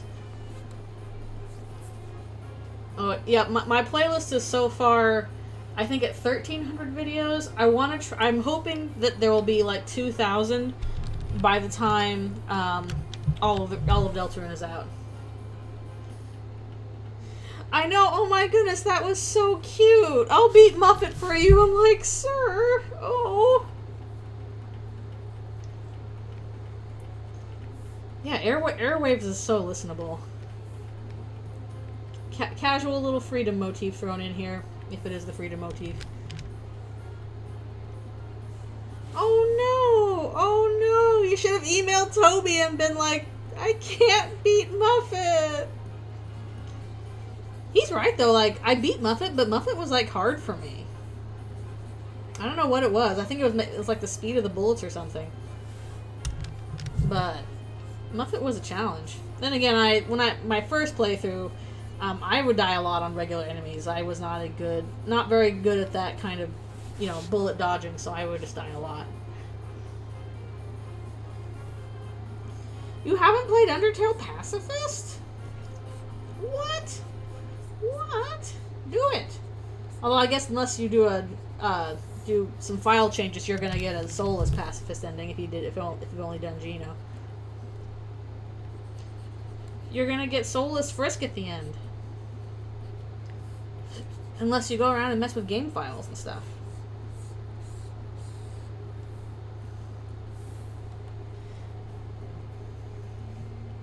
Before Asgore. Yeah, Vulcan will get ya.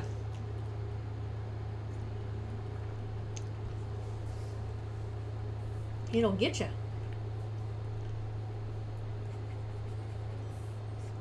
I'm sure I died to a number of very embarrassing places.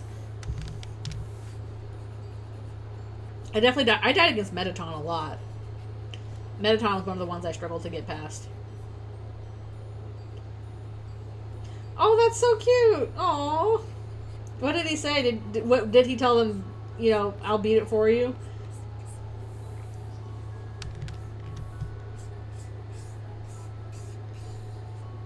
That's pretty amazing and cute.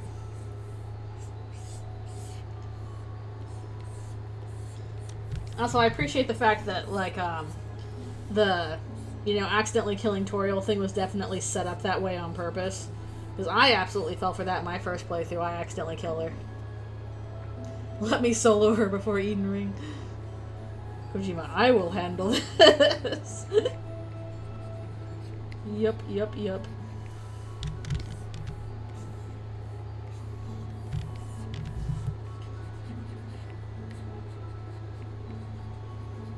Well, one would hope if you design a boss that you're able to beat it yourself, but who knows?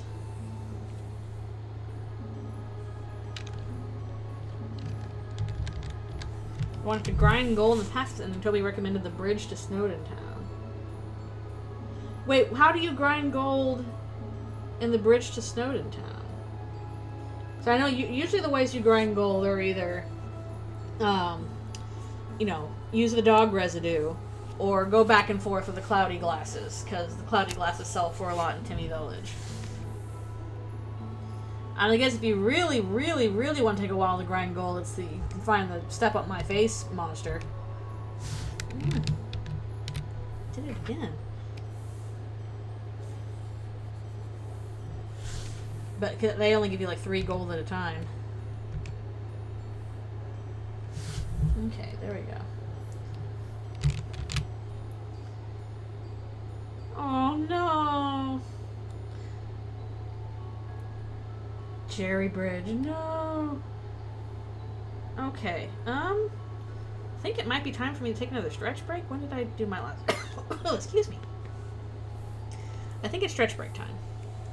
If I'm remembering my times correctly, so I better do that.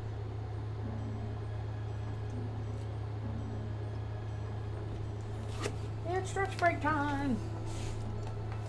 Ugh. Why is my lip going bad? I don't like it.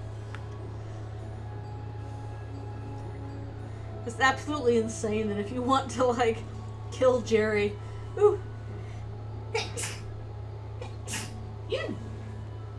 Kill Jerry in the Geno run, it's just, like, ridiculously hard because his defense is so high. Why is your defense so high, sir? This is what happens when you have to go to the bathroom. Your defense is extremely high. Thank you. Got sneezies.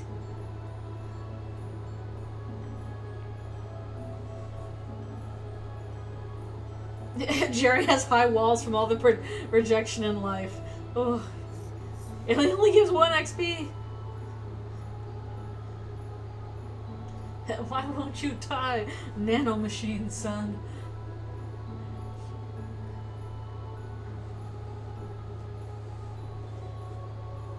Oh, okay, that's right. I guess if you didn't finish it, then you should be okay. You did not meet Nakara. You did not get the jump scare.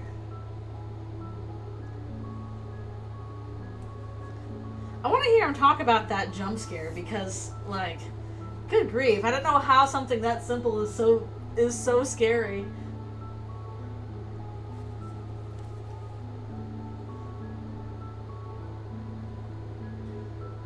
I don't know if they're ever going to get to talk about how some Geno stuff is planned, but if you do, please talk about what the heck was up with that, because that was scary.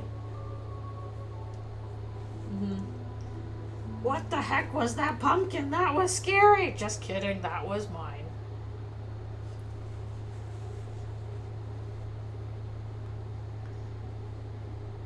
Smiley face. I like out of all the things that were handed to us in, like, Blue Sky posts or newsletters or whatever, nobody picked up anything from, like, little dancing pumpkins as meaning anything. They're like, oh, there's just some cute pumpkins. No, that was just part of the fight.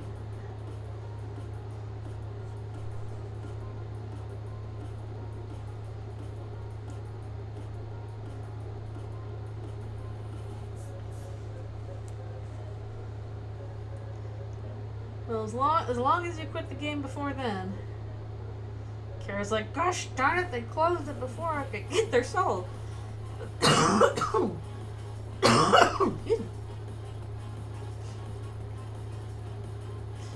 You and your quit button player. I'll get you. I'll get you for this.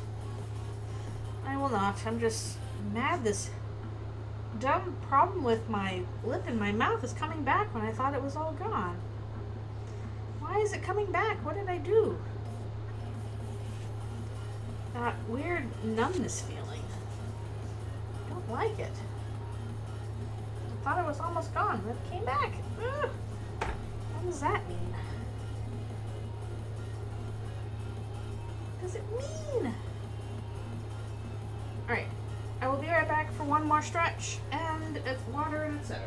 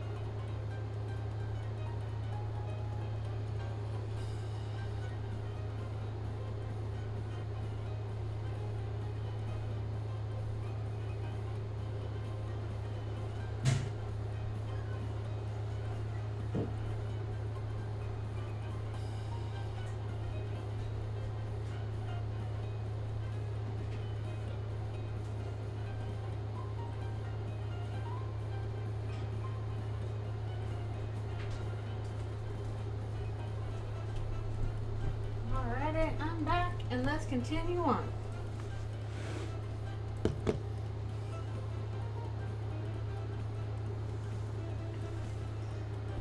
Whoops. Petition to take the apostrophe further away from the enter key. I know. Me every day, practically. Oh, you're typing something? No, I guess you wanted to enter it. Nah.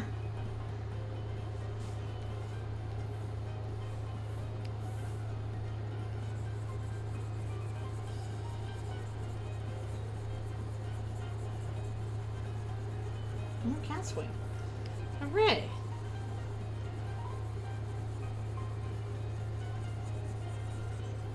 Oh, cat swing and dog bass are like opposed but not. Opposed but complementary.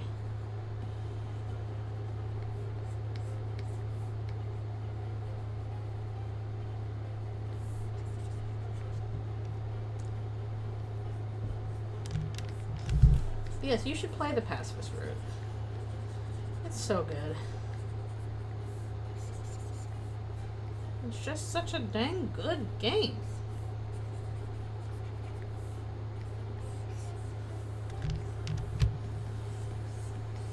Yeah, as evidenced by the fact that we're all still here 10 years later. That's probably good enough evidence for that. Still making fan works. Still doing it.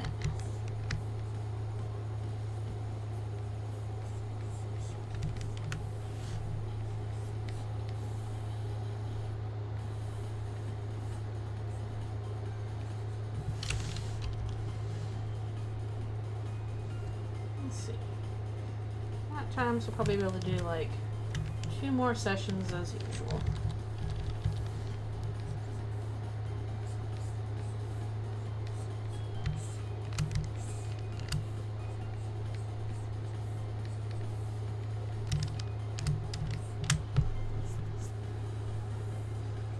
Also, man, after drawing so much Eldritch and stuff, sometimes it's nice to be like, oh yeah, let's draw the canon characters too.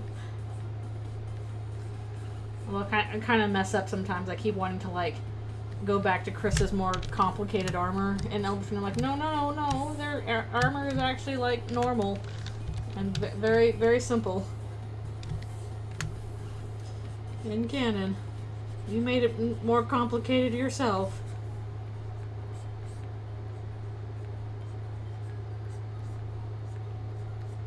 Although I do appreciate those fan arts that, you know, depict canon Chris as with like complicated, you know, fancy armor. That's always cool. 10 grams of tenna. That is the next one I'm gonna work on. The next scene I'm gonna work on is the tenna fight. That's probably gonna take a while because that's gonna be a complex scene. A lot going on with that. I've gotten the layouts for it done. But then I gotta start on background roughs for that. And I'm gonna try and squeeze that in where I can with this, because at least, like, this animatic has a due date. I want it to be done by Halloween. And I think I'll be able to do that fine.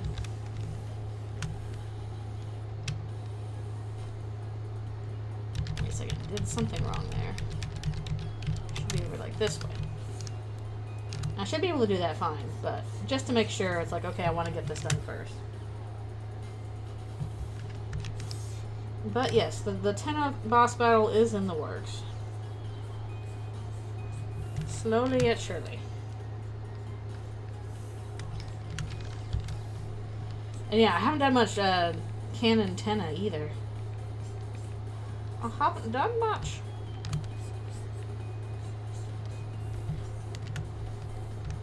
I feel like, though, a lot of people have done, like, so much good stuff with, like, tenna. Like, there's been some really, really interesting art of him out there. I'm like, I don't know if I can have as many good ideas with tenna as y'all have already had. Stuff that's very funny and clever, or poignant.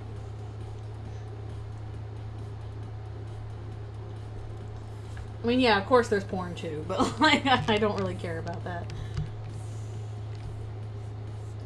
I mean, even that aside, there's been interesting takes on it.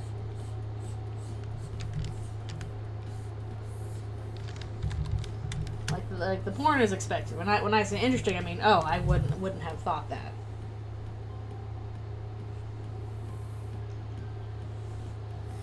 Image changing. It was like those foil stickers. You can make him dance on your hands. Wow. What? I'm not sure about, like, oh, lenticular, is that what it's called? Those lenticular stickers where it's like 2 images depending on the angle for that. Yeah, people do have their Tumblr sexy mints that they are all about.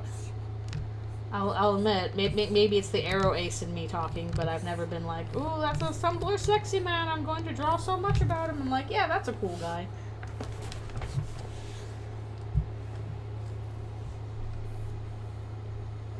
Oh. Alright, I'm gonna see if I can't properly erase on this.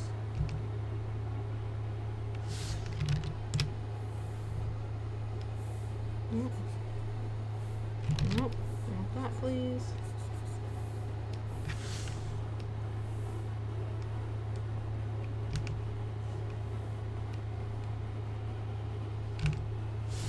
I swear I'm doing this wrong somehow.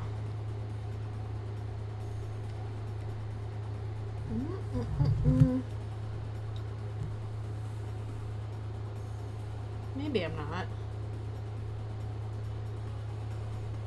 No, I think I am. I think it's up here is the problem. Try that now. Okay, it looks a little better. Oh, and here too.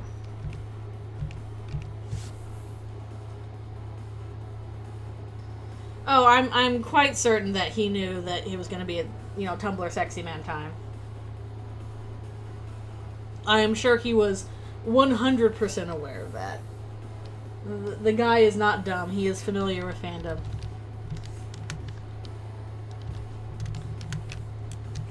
I mean, it's kind of Spamton again in the sense that it's like, oh, it's, you know, it's a weird, you know, capitalist kind of guy. But, like, he's definitely a lot more coherent than Spamton. And then is also like, oh, here's the sad backstory for him. Look at your poor little wet meow meow. Literally a poor little wet meow meow if you leave him out in the rain and Susie's like, oh no! He's gonna get wet and get a cold. And I just say what a turnaround it is for Susie, like at the start of chapter 2, being like, yeah, I'll treat school property and hit it harder, to like finding out that objects are people and darkness and like immediately being concerned when like, no, he's been left out in the rain, Chris, hurry. Like, oh. But yeah, I'm sure they're unintentionally similar. I think he definitely figured what to do with that because like he didn't think people would like Spamton and then people just love Spamton.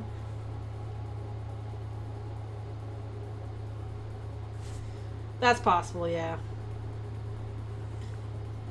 I'm not sure how much was done at what point, but I feel like definitely Spamton was more the traditional Tumblr sexy man and that he was kind of an accidental one. He was intended to be like a creepy, weird little gremlin. And, you know, Tumblr loves a creepy, weird little gremlin. That's just the Tumblr way. So, of course, they latched on to Spamton. And heck, arguably that works with Sans too. He's a kind of a creepy, weird little gremlin in his own way. And look how that took off. The one, wait, okay, I did this wrong. Oh, well, we'll live with it. We'll live with it, whatever.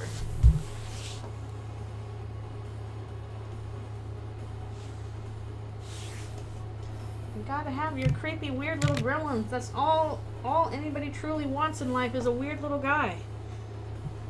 More fiction would succeed if it just had more weird little guys. The children yearn for the weird little guys. Alright, we're gonna do a few things with this.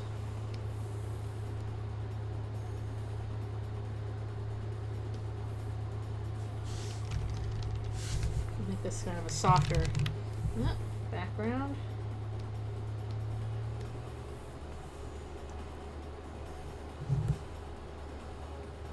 Depends on what you mean by are they the same? I do subscribe to the theory that Sans from Undertale is originally from Sans and Deltarune.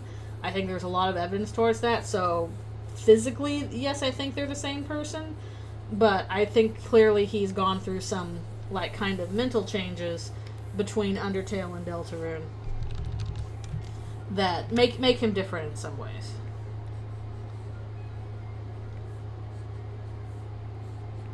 He seems a lot more carefree and, you know, kind of rude sometimes, just kind of like playful and whatever in Deltarune.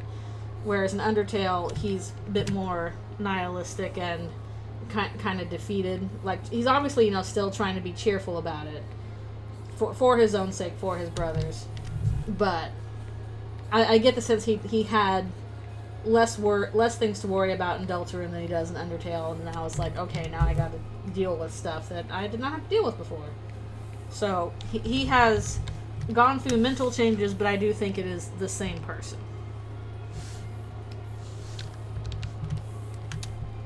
I think there's sufficient evidence that Undertale Sans is Deltarune Sans.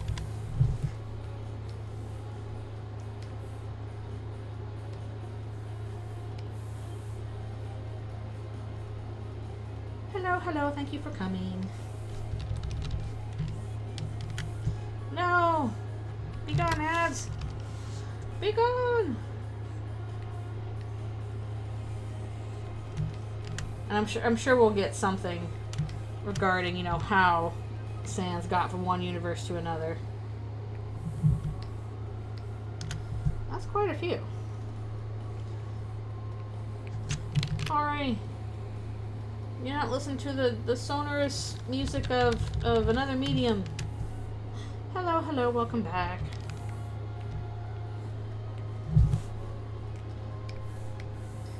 I am curious to see how it all goes.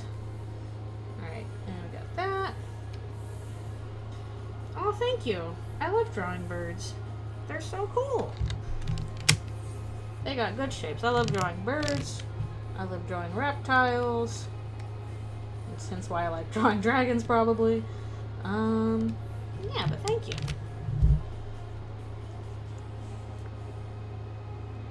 It does feel weird. It does feel weird that it's the crack.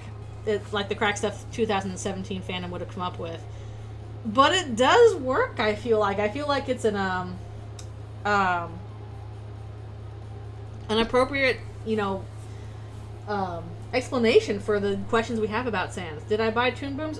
Yes, this is my copy of Storyboard Pro. I bought it. It is mine. Unfortunately, it's going to be hard to upgrade now because Toon Boom's not the best.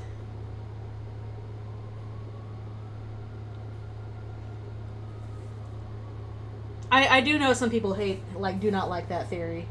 I understand. There's theories that, or people like that I can't stand, and there's no really big reason for it other than, I just personally can't stand them. So, if you're going to be like, oh, I hate, that idea, that's fine. It would be hypocritical of me to be like, you can't like my idea. I think it's exciting. I hope it happens.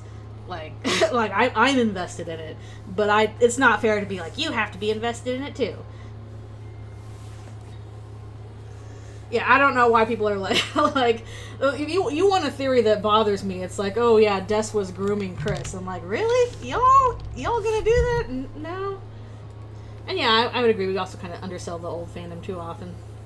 And what's cool stuff. Yeah, I don't understand that. That's weird. I mean, yeah, they're teenagers, but you don't gotta be like that. Yeah, I haven't looked into that carefully. I've just seen it mentioned. I'm like, really, you guys? No, I don't actually think that's the direction the story's gonna go in. Now, I think there definitely could be a thing of Des may not have been the best role model. She probably did not consider, the safety of the kids very well sometimes. But, you don't gotta go that far to make her interesting that way. Yeah, Sans feels a little less mature. He's not really paying attention to, the people around him. I'm like, dude, be nicer to Susie. Drawing into the... I don't know why you'd make that worse in the weird route. It's like, okay, let's just make whatever's happening to Noelle even worse. Good grief.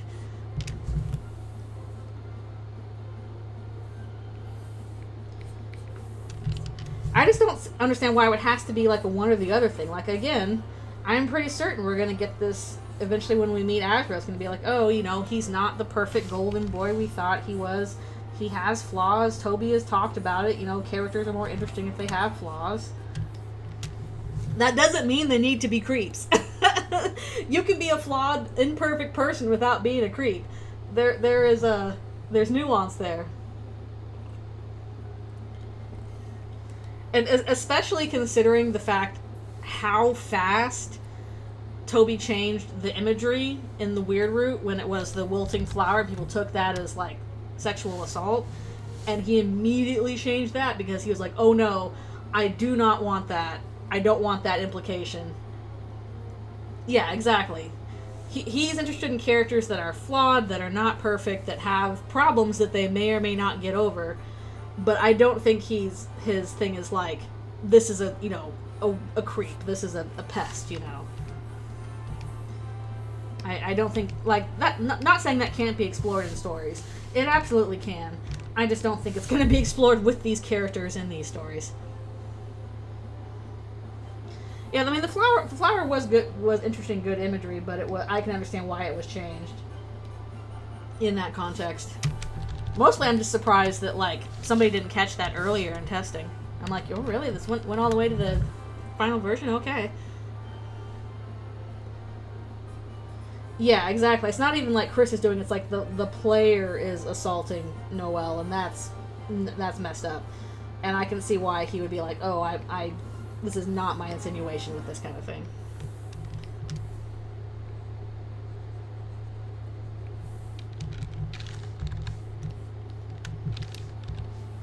But no, basically, I mean, I've got my own theory. I've got theories that, like, I just personally don't like. It's not even, I can be like, oh, it's wrong, therefore it's bad and I like it. Like, I just do not like time loop theory. Even though it could technically happen, I don't like it. I do not want it to happen.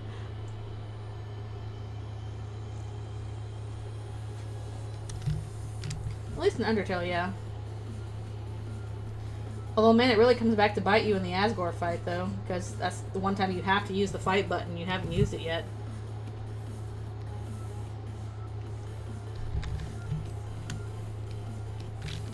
You have to use it continuously. Yeah, Deltron is definitely like, okay, there are times when you will have to fight. You cannot just do pacifist the whole time. Please do consider, sometimes doing it. It still encourages you to recruit whenever you can, which is fun because, like, the pacifist route, the recruitment is fun. That is more fun than just attacking. But at the same time, it gives you like, okay, these are the options where you do have to attack.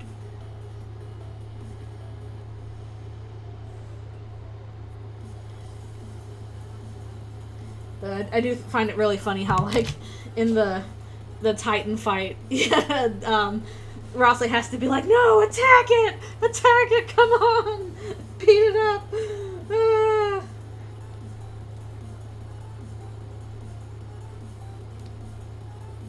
You can't mercy it doesn't understand that. Exit out, it won't work. Welcome back.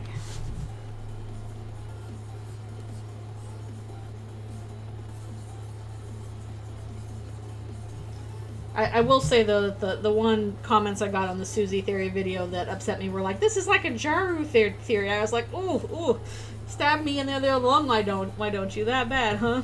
Oh.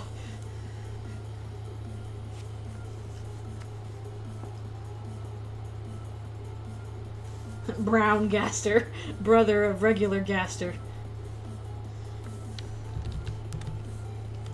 Yeah, Rouse has to be the one to tell you, like, nope, actually beat it up, please.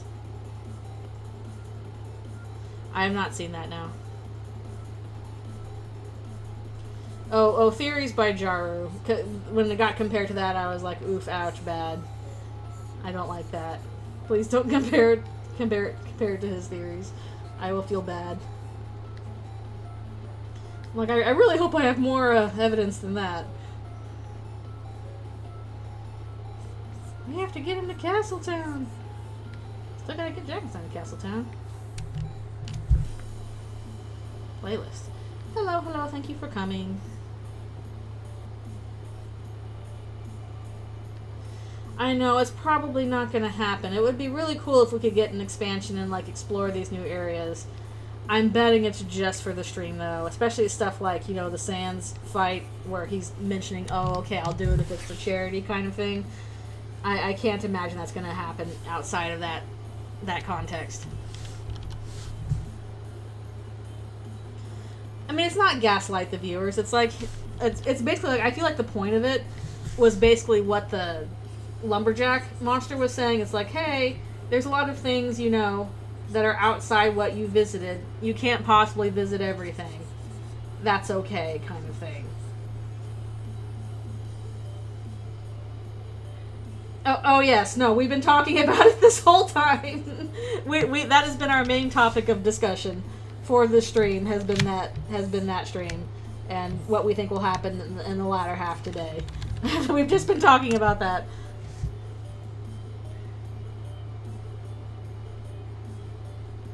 Oh, fun. Oh, that's funny. See, when I think of like Half-Life expansion stuff, I just think full life consequences. And the pants were dead. Zombie ghosts leave this place, but this is our house. I love full life consequences. Half-Life.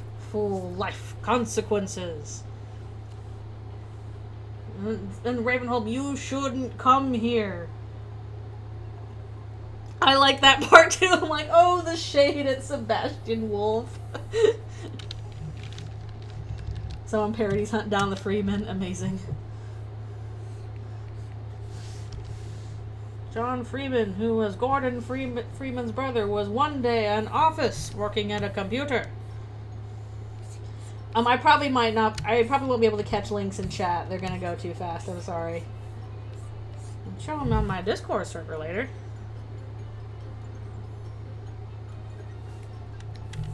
I'd be cool for an alarm clock release. I don't think we're gonna get hard mode just because Toby's like, I don't really want to do hard mode.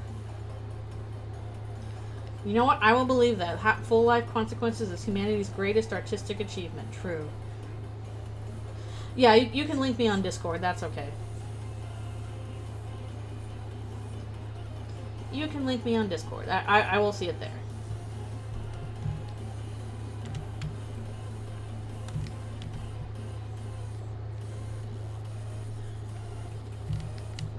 Yeah. Just on Discord is fine. I will see the link. But yeah, throwing shade at Sebastian Wolf, always funny. I'm really curious if Shay was watching that stream and what their reaction was.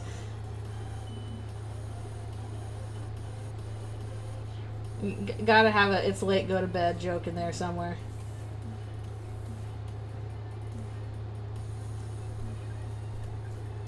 Oh, excellent. Yay. Excellent, excellent. Okay, I think this is... Damn that. Oh no! You could always subscribe, then you could get notification. Yeah, the changed punch card. Oh, the little rabbit face on it. Oh... I'm like, I wanted there to be a speedrun joke in there somewhere. Maybe there is and I just didn't get it. But I did like the change punch card. Oh, how do I get a Discord role for streams notifications? Oh, I will, give me a poke and I will add you for that. Otherwise, you can go to, bot shenanigans and it'll, if you pull up the thing, it'll show you which role to ask for.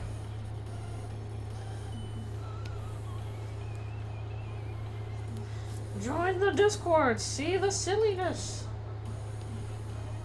I post more pictures of Alfie's there sometimes. And yeah, there's little there's roles for stream notifications and for if I post a new like piece of art. Oh yeah, did we ever see what's on Ice Cream Guy's signs? Probably not. It's on the 31 flavors. Only the 31 flavors is there.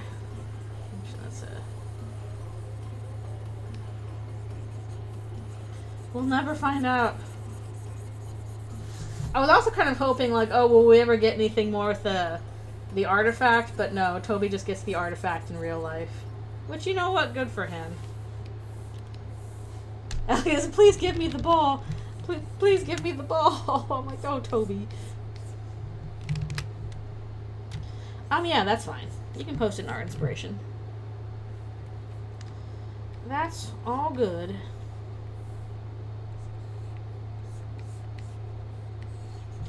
It's all good.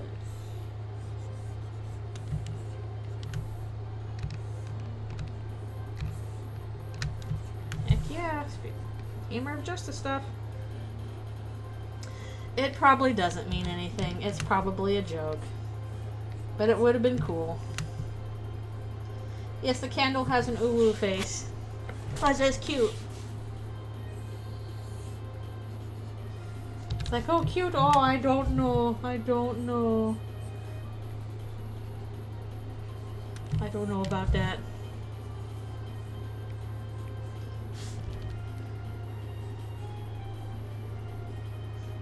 Aha! It's everywhere. I have been trying to gather as many remixes of the new songs as I can. Because again, at least ones that I like. Because I do want to eventually, someday, I want my remix playlist to top out at like 2,000 songs by the time we're done with all the Deltarune chapters.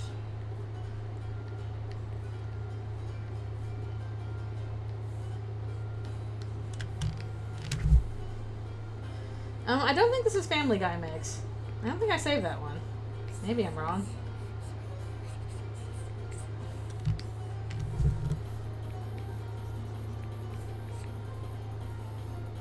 I'll admit, I've dropped off my love of Family Guy over the years. It was like, it was something I thought I was really funny when I was in college. And now that I'm an adult, I'm like, okay. In 3 years. I wonder if we'll have the full game by then. I guess it depends on how long it takes for us to get 6 and 7 done. I mean, maybe if we get magically lucky, but who knows how long 6 and 7 will take. I get the feeling they'll be pretty packed. They are increasing in pace, yes. That's what I say. It helps when you have a full team and you have a producer. Don't underestimate the power of having a producer. And especially since they're not really messing with the engine anymore, they know what they want to do with the engine. I'm guessing the hardest part is like, and also at least now that they're past the, okay, how do we do the chapter change thing?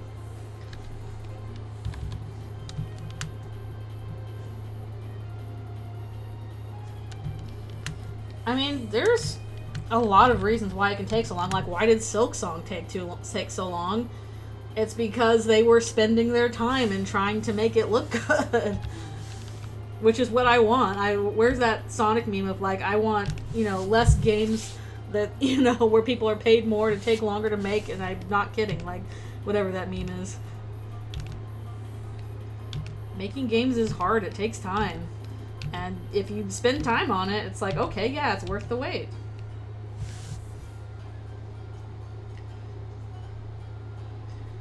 Should we stick to this chapter format for other games? I mean, if other games want to do it, sure. Some may find, hey, this works well for me.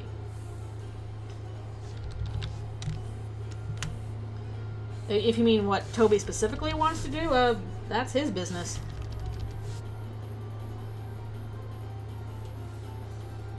Yeah, I mean, there is always dangers with chapter-based systems. I mean, look at ironically, look at Homestuck, one of Undertale's biggest inspirations and sources, and Hive Swap didn't work out very well with that.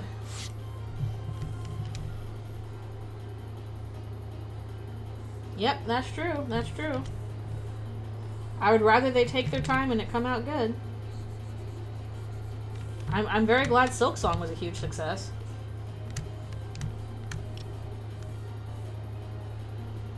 Even though I still need to play Hollow Knight.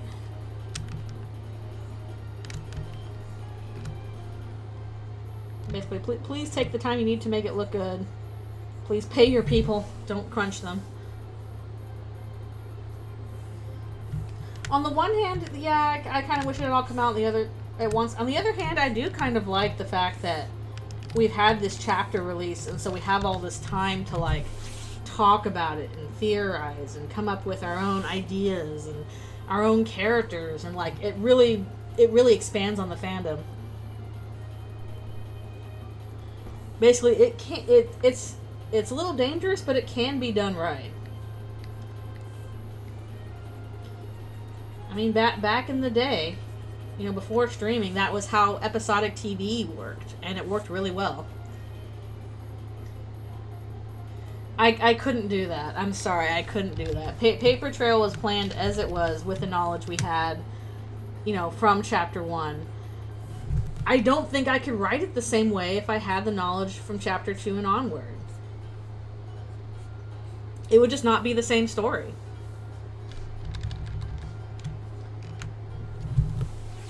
Too much of it would have to change. Oh, and I think now is the time for me to take another stretch break and do one more session.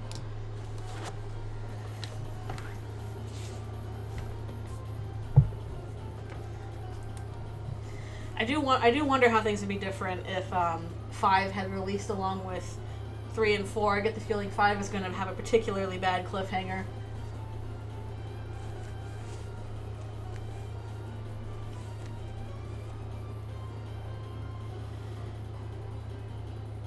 Well, at least we had Chapter 1, and we knew there would be more chapters, and I think it was mentioned that there would be like six more, and they would all be released at once. That was my understanding going into making Paper Trail, and I kind of just couldn't help myself because I was so excited. I wanted to like imagine how things would go. We had some long years.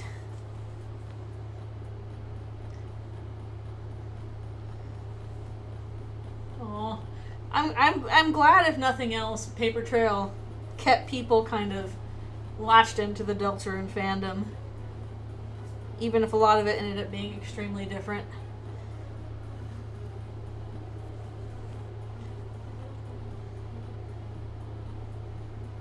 It was fun to imaginate.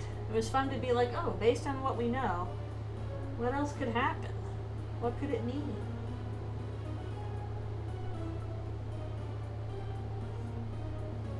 It was very exciting. Yeah. I'm glad you liked it. Thank you.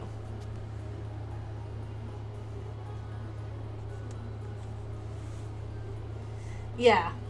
Definitely there was like a lot of missed opportunities. I didn't really do anything with Birdly. Canon did a lot more with Birdly. Overall, while it's fun to like be like, oh, this is how it could go in canon, I feel like canon has always like done better than my fan works. I don't know, people are like, yeah, Chapter 3, what I imagined, is so much better than what we got. And I'm like, I don't know. I really liked what we got with Chapter 3 and 4. Yeah, Birdly is just wild in Chapter 2. I wish he had gotten a little bit better and learned some of his lessons a little better in Chapter 4, but it's not realistic to be like, and then, like, you know, the joke, and then he wasn't racist anymore. Like, that kind of stuff doesn't necessarily stick proper, especially after, like, one thing that he thinks was a dream.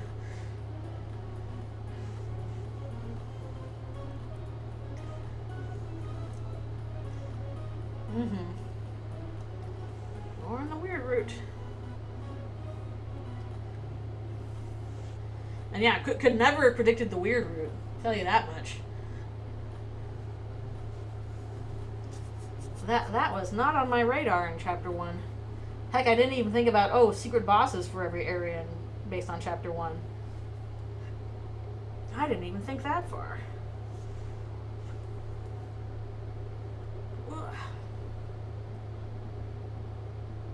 Okay, I will be right back for one more stretch and all that goodness.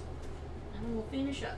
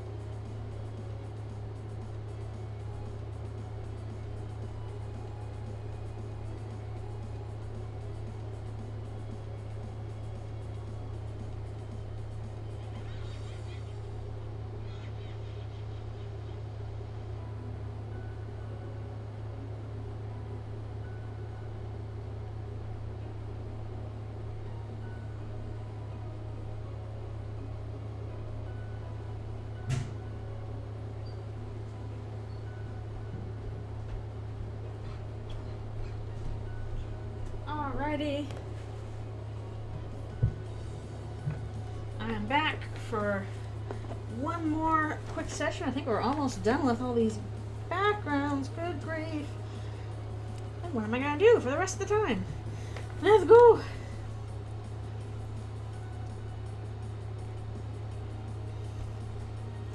What is this for? This is for an animatic I'm working on. It's a Suselle animatic.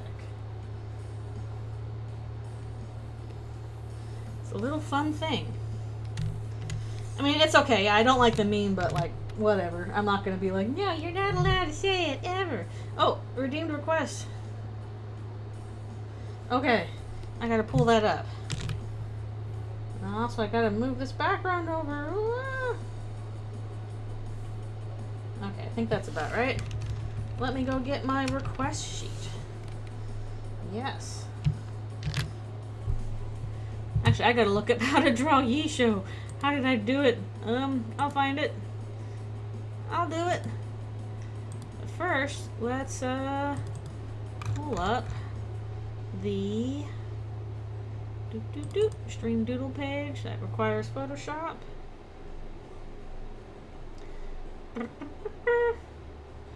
Don't have open. There we go. Alright, let's see if I can't. Where is Paper Trail?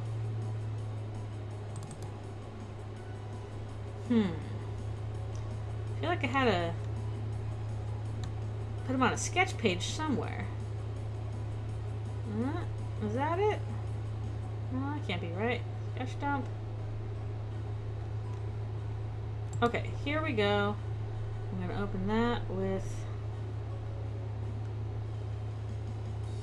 photos. Okay, it's a little bit different. Well, that's not right. Okay. Boink. Ah, my group chat was popping off. Okay, where should we stick it?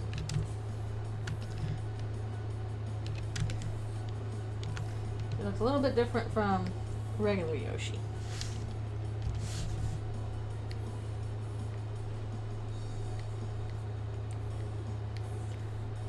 Yeah.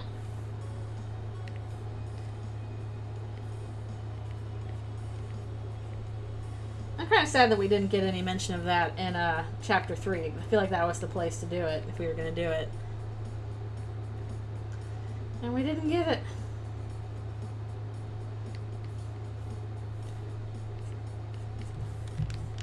I think I made him a bit more raptor-ish than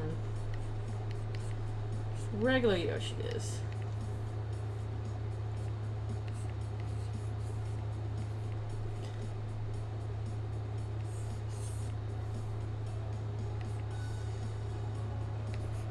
It's been a long time since I've drawn him, so.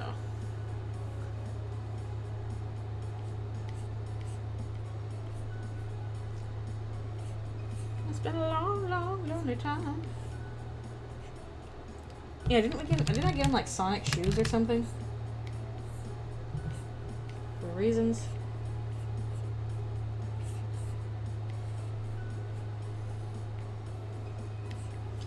Hope I did that right. Yeah. Wrong. Hotkeys once again. A little bit smaller. Nope. Squeeze them in there. There we go. There we go.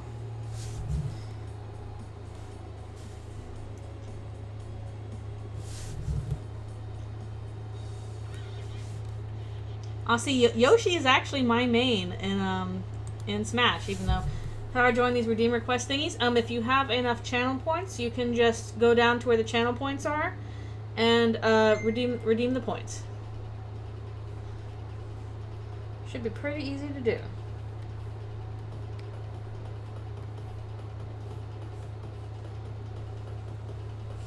Let's see how am I going to do this. The group chat is going. So yeah, if you have a, basically I should see it once it goes off, but basically if you have 2,500 points, you should be able to just like do sketch request thing, and then I should see it in the chat. So hopefully it went through. The diamond or the circle thingy. Let me go check on that actually.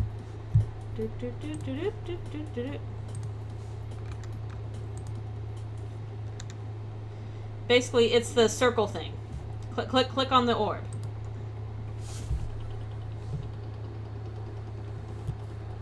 Yeah, Yoshi is still my main. I haven't really tried anybody in Ultimate because I haven't played it. I need to do that still.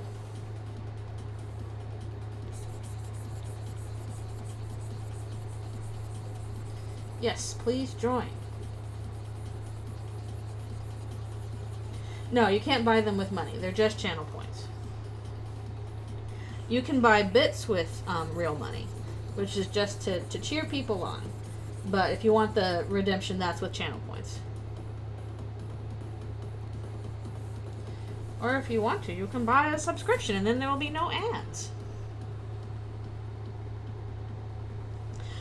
Yes, OCs are allowed, but please keep it in general safe for work, because that's going on to the main doodle page, and I'll need to look at a little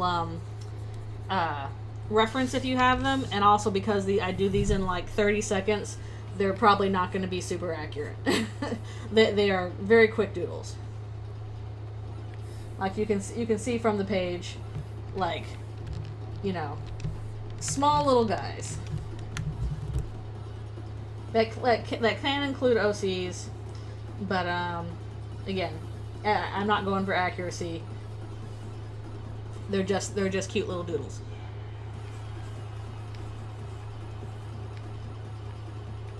Thank you. I will post that page once the page is full.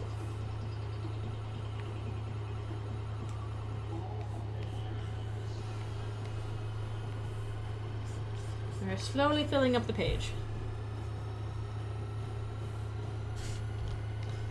Do you have anything like a little file, image hosting place? Like, I usually actually host files at, like, I think it's Post Images. When do I do streams? While that may or may not change, I usually try and do streams Friday evenings where I play a game. Like right now I'm playing through Mother 3 on Friday evenings. And then I usually do an art stream on Sunday mornings, starting at 9 a.m. My time, which is Pacific time. Yeah, Photobucket doesn't work anymore. I do use Post Images to host images. Like I do that for posting my stuff on AO3. I know, sometimes you're paralyzed by choice. That's me every time I see an artist I like is like, I'm open for commissions. I'm like, cool! I don't know what to ask for.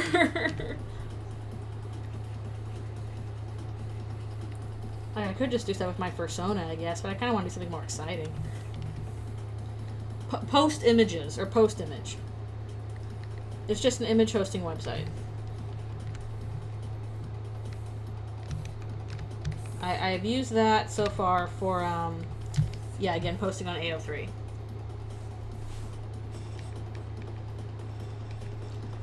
It's just useful for posting your images. And hopefully it'll last. I know sometimes off of those image hosting sites are just like, oh yeah, you can use this for free until the time when you can't anymore. Dun dun dun. Yeah, whenever you redeem the doodle for them. Just gotta redeem the points.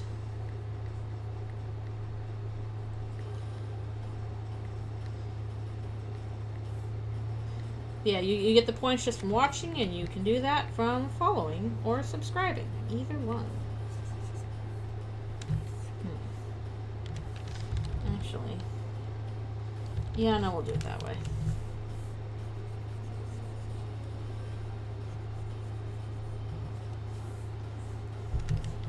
It's all good. I think this is my last background, so I might have a little bit of extra time. I'm almost gotten through all the backgrounds. Yeah! I wasn't expecting to zoom through them so fast. I thought I'd have to do more of them today, but yeah, these should be about done. Which again, next time, maybe I can work on some character lines if those aren't already done too. It depends on when the voices are done. If we are waiting on that, and those should be very cool. At least when I like storyboarding, I like working off of the voice acting already, because then I can like match stuff with the inflections that the actors give. I like doing stuff like that.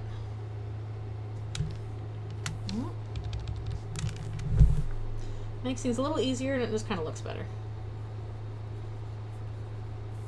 But good grief, voice acting is this whole other discipline that is all scary to me.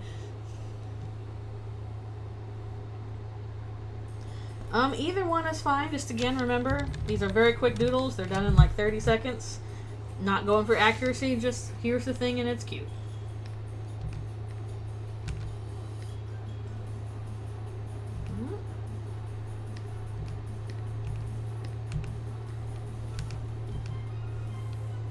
Like if you want a really nice sketch request, well, not really nice, but if you want a decent sketch request, the Patreon, the $15 tier, I can do sketch requests on a monthly basis. Yeah, again, I'll do any character, again, just as long as it's mostly safe for work, because it's going to go on the main doodle page. I am flexible.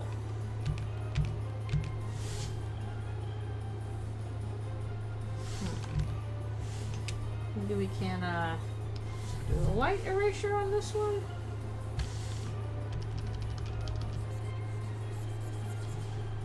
Yeah, something like that.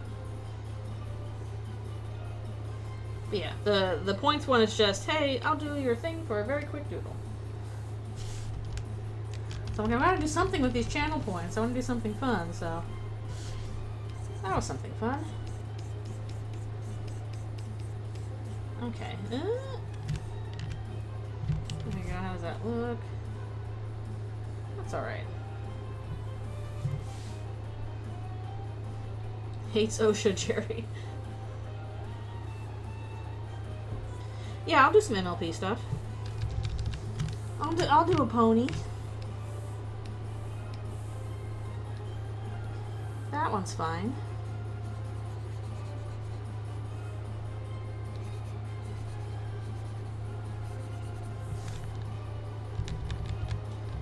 New G1 characters. Haven't done much of those either myself. Yes, I could draw a little Solano. I'm trying to remember if I ever drew her for when I was working on the movie. I really can't recall. Maybe I did, but oh, good grief. Yep, gotta have Gooseworks. Again, I gotta watch Knights of Guinevere today. But it's been, good grief, it's been almost like, yeah, it's been almost 10 years. It's been like 9 years since I worked on the movie, so I forgot a lot of what I did. Except, there's like a few scenes I remember in particular, but a lot of them I forgot. Well, I think that's all the backgrounds. I've done like a little bit of some of the characters so far, so could do a little bit of the Sues. NDAs are just kind of funky. It just depends on like the circumstances. Mimic and Wind Whistler. I don't know anything about G1. We'll fill in some Susies while we're here, in the like 10 minutes we have.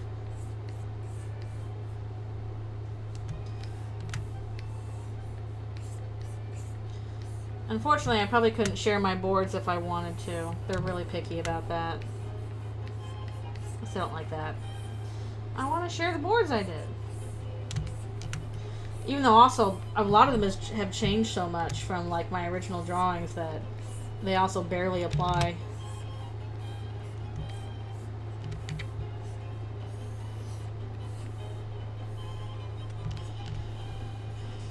Yep, rip G5. No, I'm sad about that because, like, the crew of it, like, they were excited. this was a lot of like pretty young artists who were kind of new to that, and I think people were a little hard on them for the animation that was going on. But like people were learning really fast. They were excited to work on the ponies. That's always been a universe that artists have really liked and cared about. And it just kind of got shafted. I was ready to work on another season, and then it never happened. So, oh well.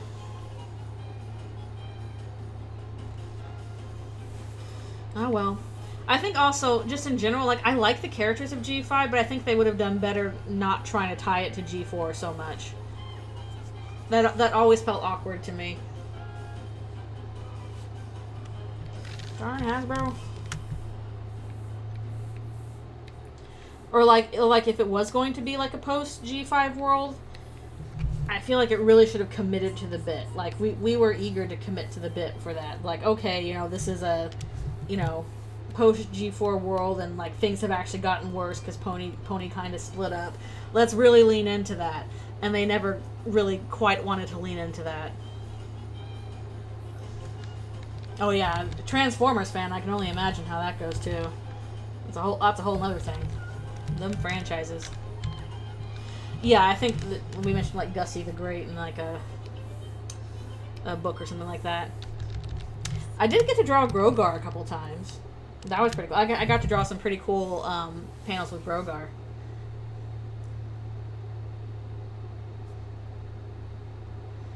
Yeah, it's a little awkward. It had potential, but I think Hasbro was just really stuck on, we want to imitate what made it great with G4, and I'm like, y'all, you can't do that. The reason why it got popular was because of 4chan. You don't actually want to replicate that. You shouldn't replicate that. It's not going to work. I mean, it was that, and it was also just the fact that, oh, good grief. Like, Lauren Faust really did care about the property. She wanted it to do well. She was really invested in it, and it showed. Like, we all tried to carry forward, like, what she put in it. And, I don't know. Well, that's the thing with 4chan, is that it started ironic, and it became genuine.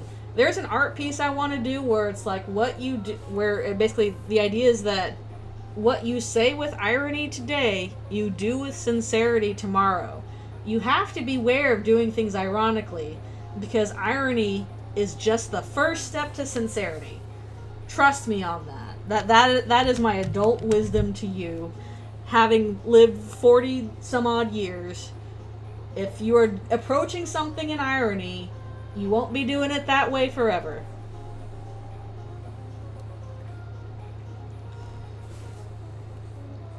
Irony will become a sincerity before you know it. That is exactly what happened with Bronies. They approached it with irony. Oh, haha, we're watching this little kid show for little girls. And then it became sincere because, like, it was made with sincerity. In general, you should approach things with sincerity whenever you can. Just skip out on the middleman and be like, no, I'm treating this sincerely. That is my advice to you. Do not approach things with irony.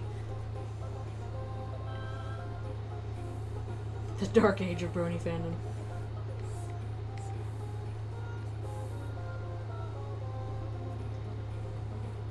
Yeah, I definitely try to be more self-aware in later seasons. That I was aware of.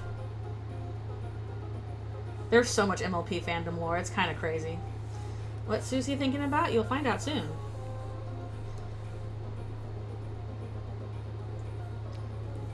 I love the music for G4 though. Like, the G4 music was so good. Daniel Ingram really knew his stuff. That honestly bothered me. Okay, I will say this. As somebody who, I bleed blood. As somebody who worked on songs for both a G4 and G5, I did a lot of songs on G4 and did a lot of songs on G5. The G5 songs were not as fun to work on because they were they had a different kind of like music design. In G4, it was Daniel Ingram working on it, and he had like Broadway experience, like musical experience, and that translated into MLP, and it made it really fun and simple for me to board it, because I'm like, this is a song that is a story, and I can easily imagine like, you know, how to tell this visually. Yeah, like how to tell this visually. So it felt really good to like storyboard a song for G4, because it was already designed like it was a musical. I remember the BG music for G4. I thought it was good. But in G5, the one time I had a song, it wasn't designed like a musical. It was designed like a pop song. It was designed like something, okay, we want the teeny boppers, you know, downloading this off of TikTok and whatever, and, you know, doing whatever. It was designed like a pop song. It was really hard to board for, because, the movie was good. It was really hard to board for because it was a pop song, so, like, there was no story to the song. So I ended up doing a lot of, like, okay, what's happening? The characters are singing the song. They're singing the song. They're dancing to the song. They're singing and dancing to the song. There was no story because this was a pop song, not a musical song. And it was, at least personally, it was more obnoxious for me to storyboard that than it was for me to storyboard songs in G4 that had this great sense of, like, storytelling to them.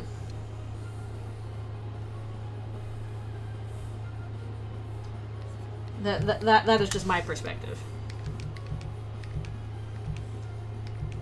I really appreciated, like, how Daniel Ingram knew to basically design these songs like they were in a musical. It really is its own discipline, separate from just, like, regular songwriting.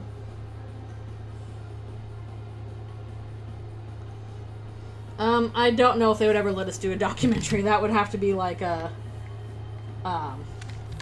Hasbro's permission. I don't think that's gonna happen. And, like, to be fair, like, it wasn't a bad song. Like, it was a fun pop song, you know, it got in your head and all that stuff, like a pop song is designed to do. It's hard to board a pop song without just being like, yep, they're singing the song. Like a music video. Whereas a song designed more like a musical, again, the song I really liked doing in G4 was the Kieran song. Like, I immediately jumped into that when I got that episode, and it was just a really good time. I really liked working on that song. I feel like I could do so much with it visually. There was stuff I wanted to do visually that, like, we just couldn't be done with Flash the way we had it. Mars gonna ruin in 5 years.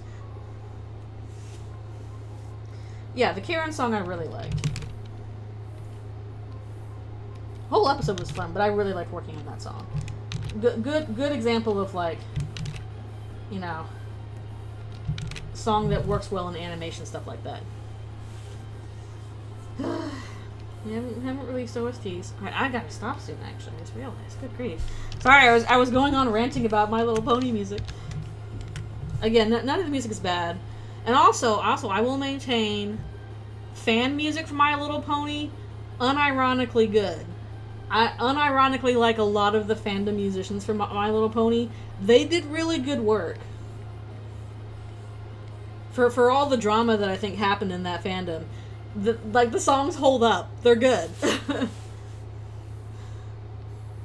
Never releasing the soundtracks. Well, it's hard to find that stuff.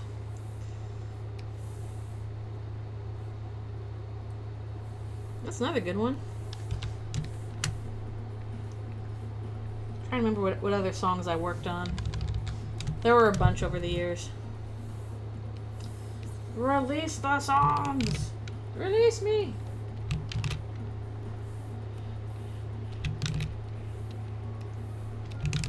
Okay. Got a little build up to the thing here.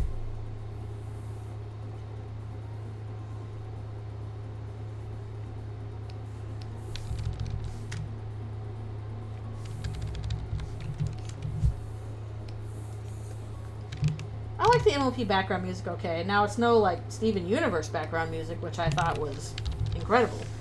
But it was good, I thought. There are so many things that go into, like, production of kids shows that like people just don't think about at all. There's so many aspects. You know, the background music, you know, little things like layout, compositing. Good grief. It's really, there are so many unsung heroes. Like, storyboard, you know, storyboarding is one of, like, the flashier jobs, probably, for that kind of thing. And even then, you know, not brought up as much as, like, something for, movies. But there are so many artists that work on this kind of stuff that people just, they don't know they exist, and they're really important.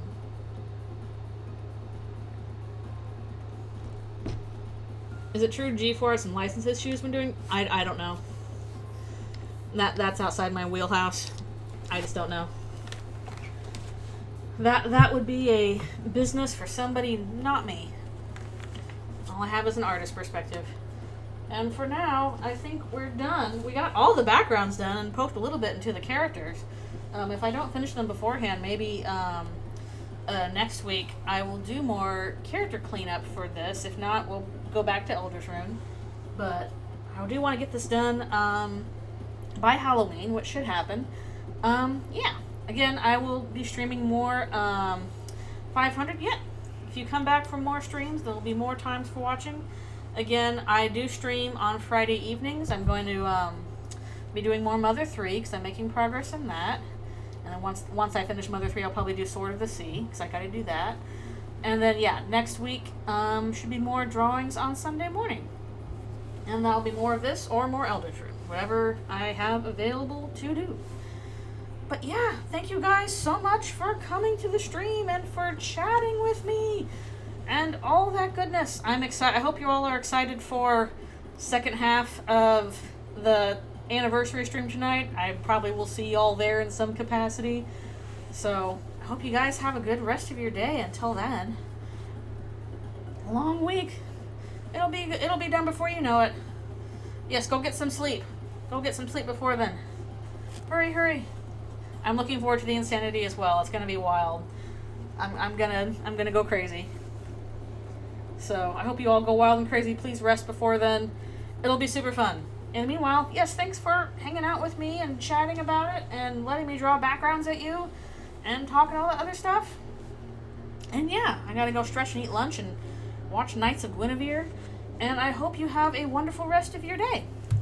Yeah, I will see you all next time. Alrighty, and see you later.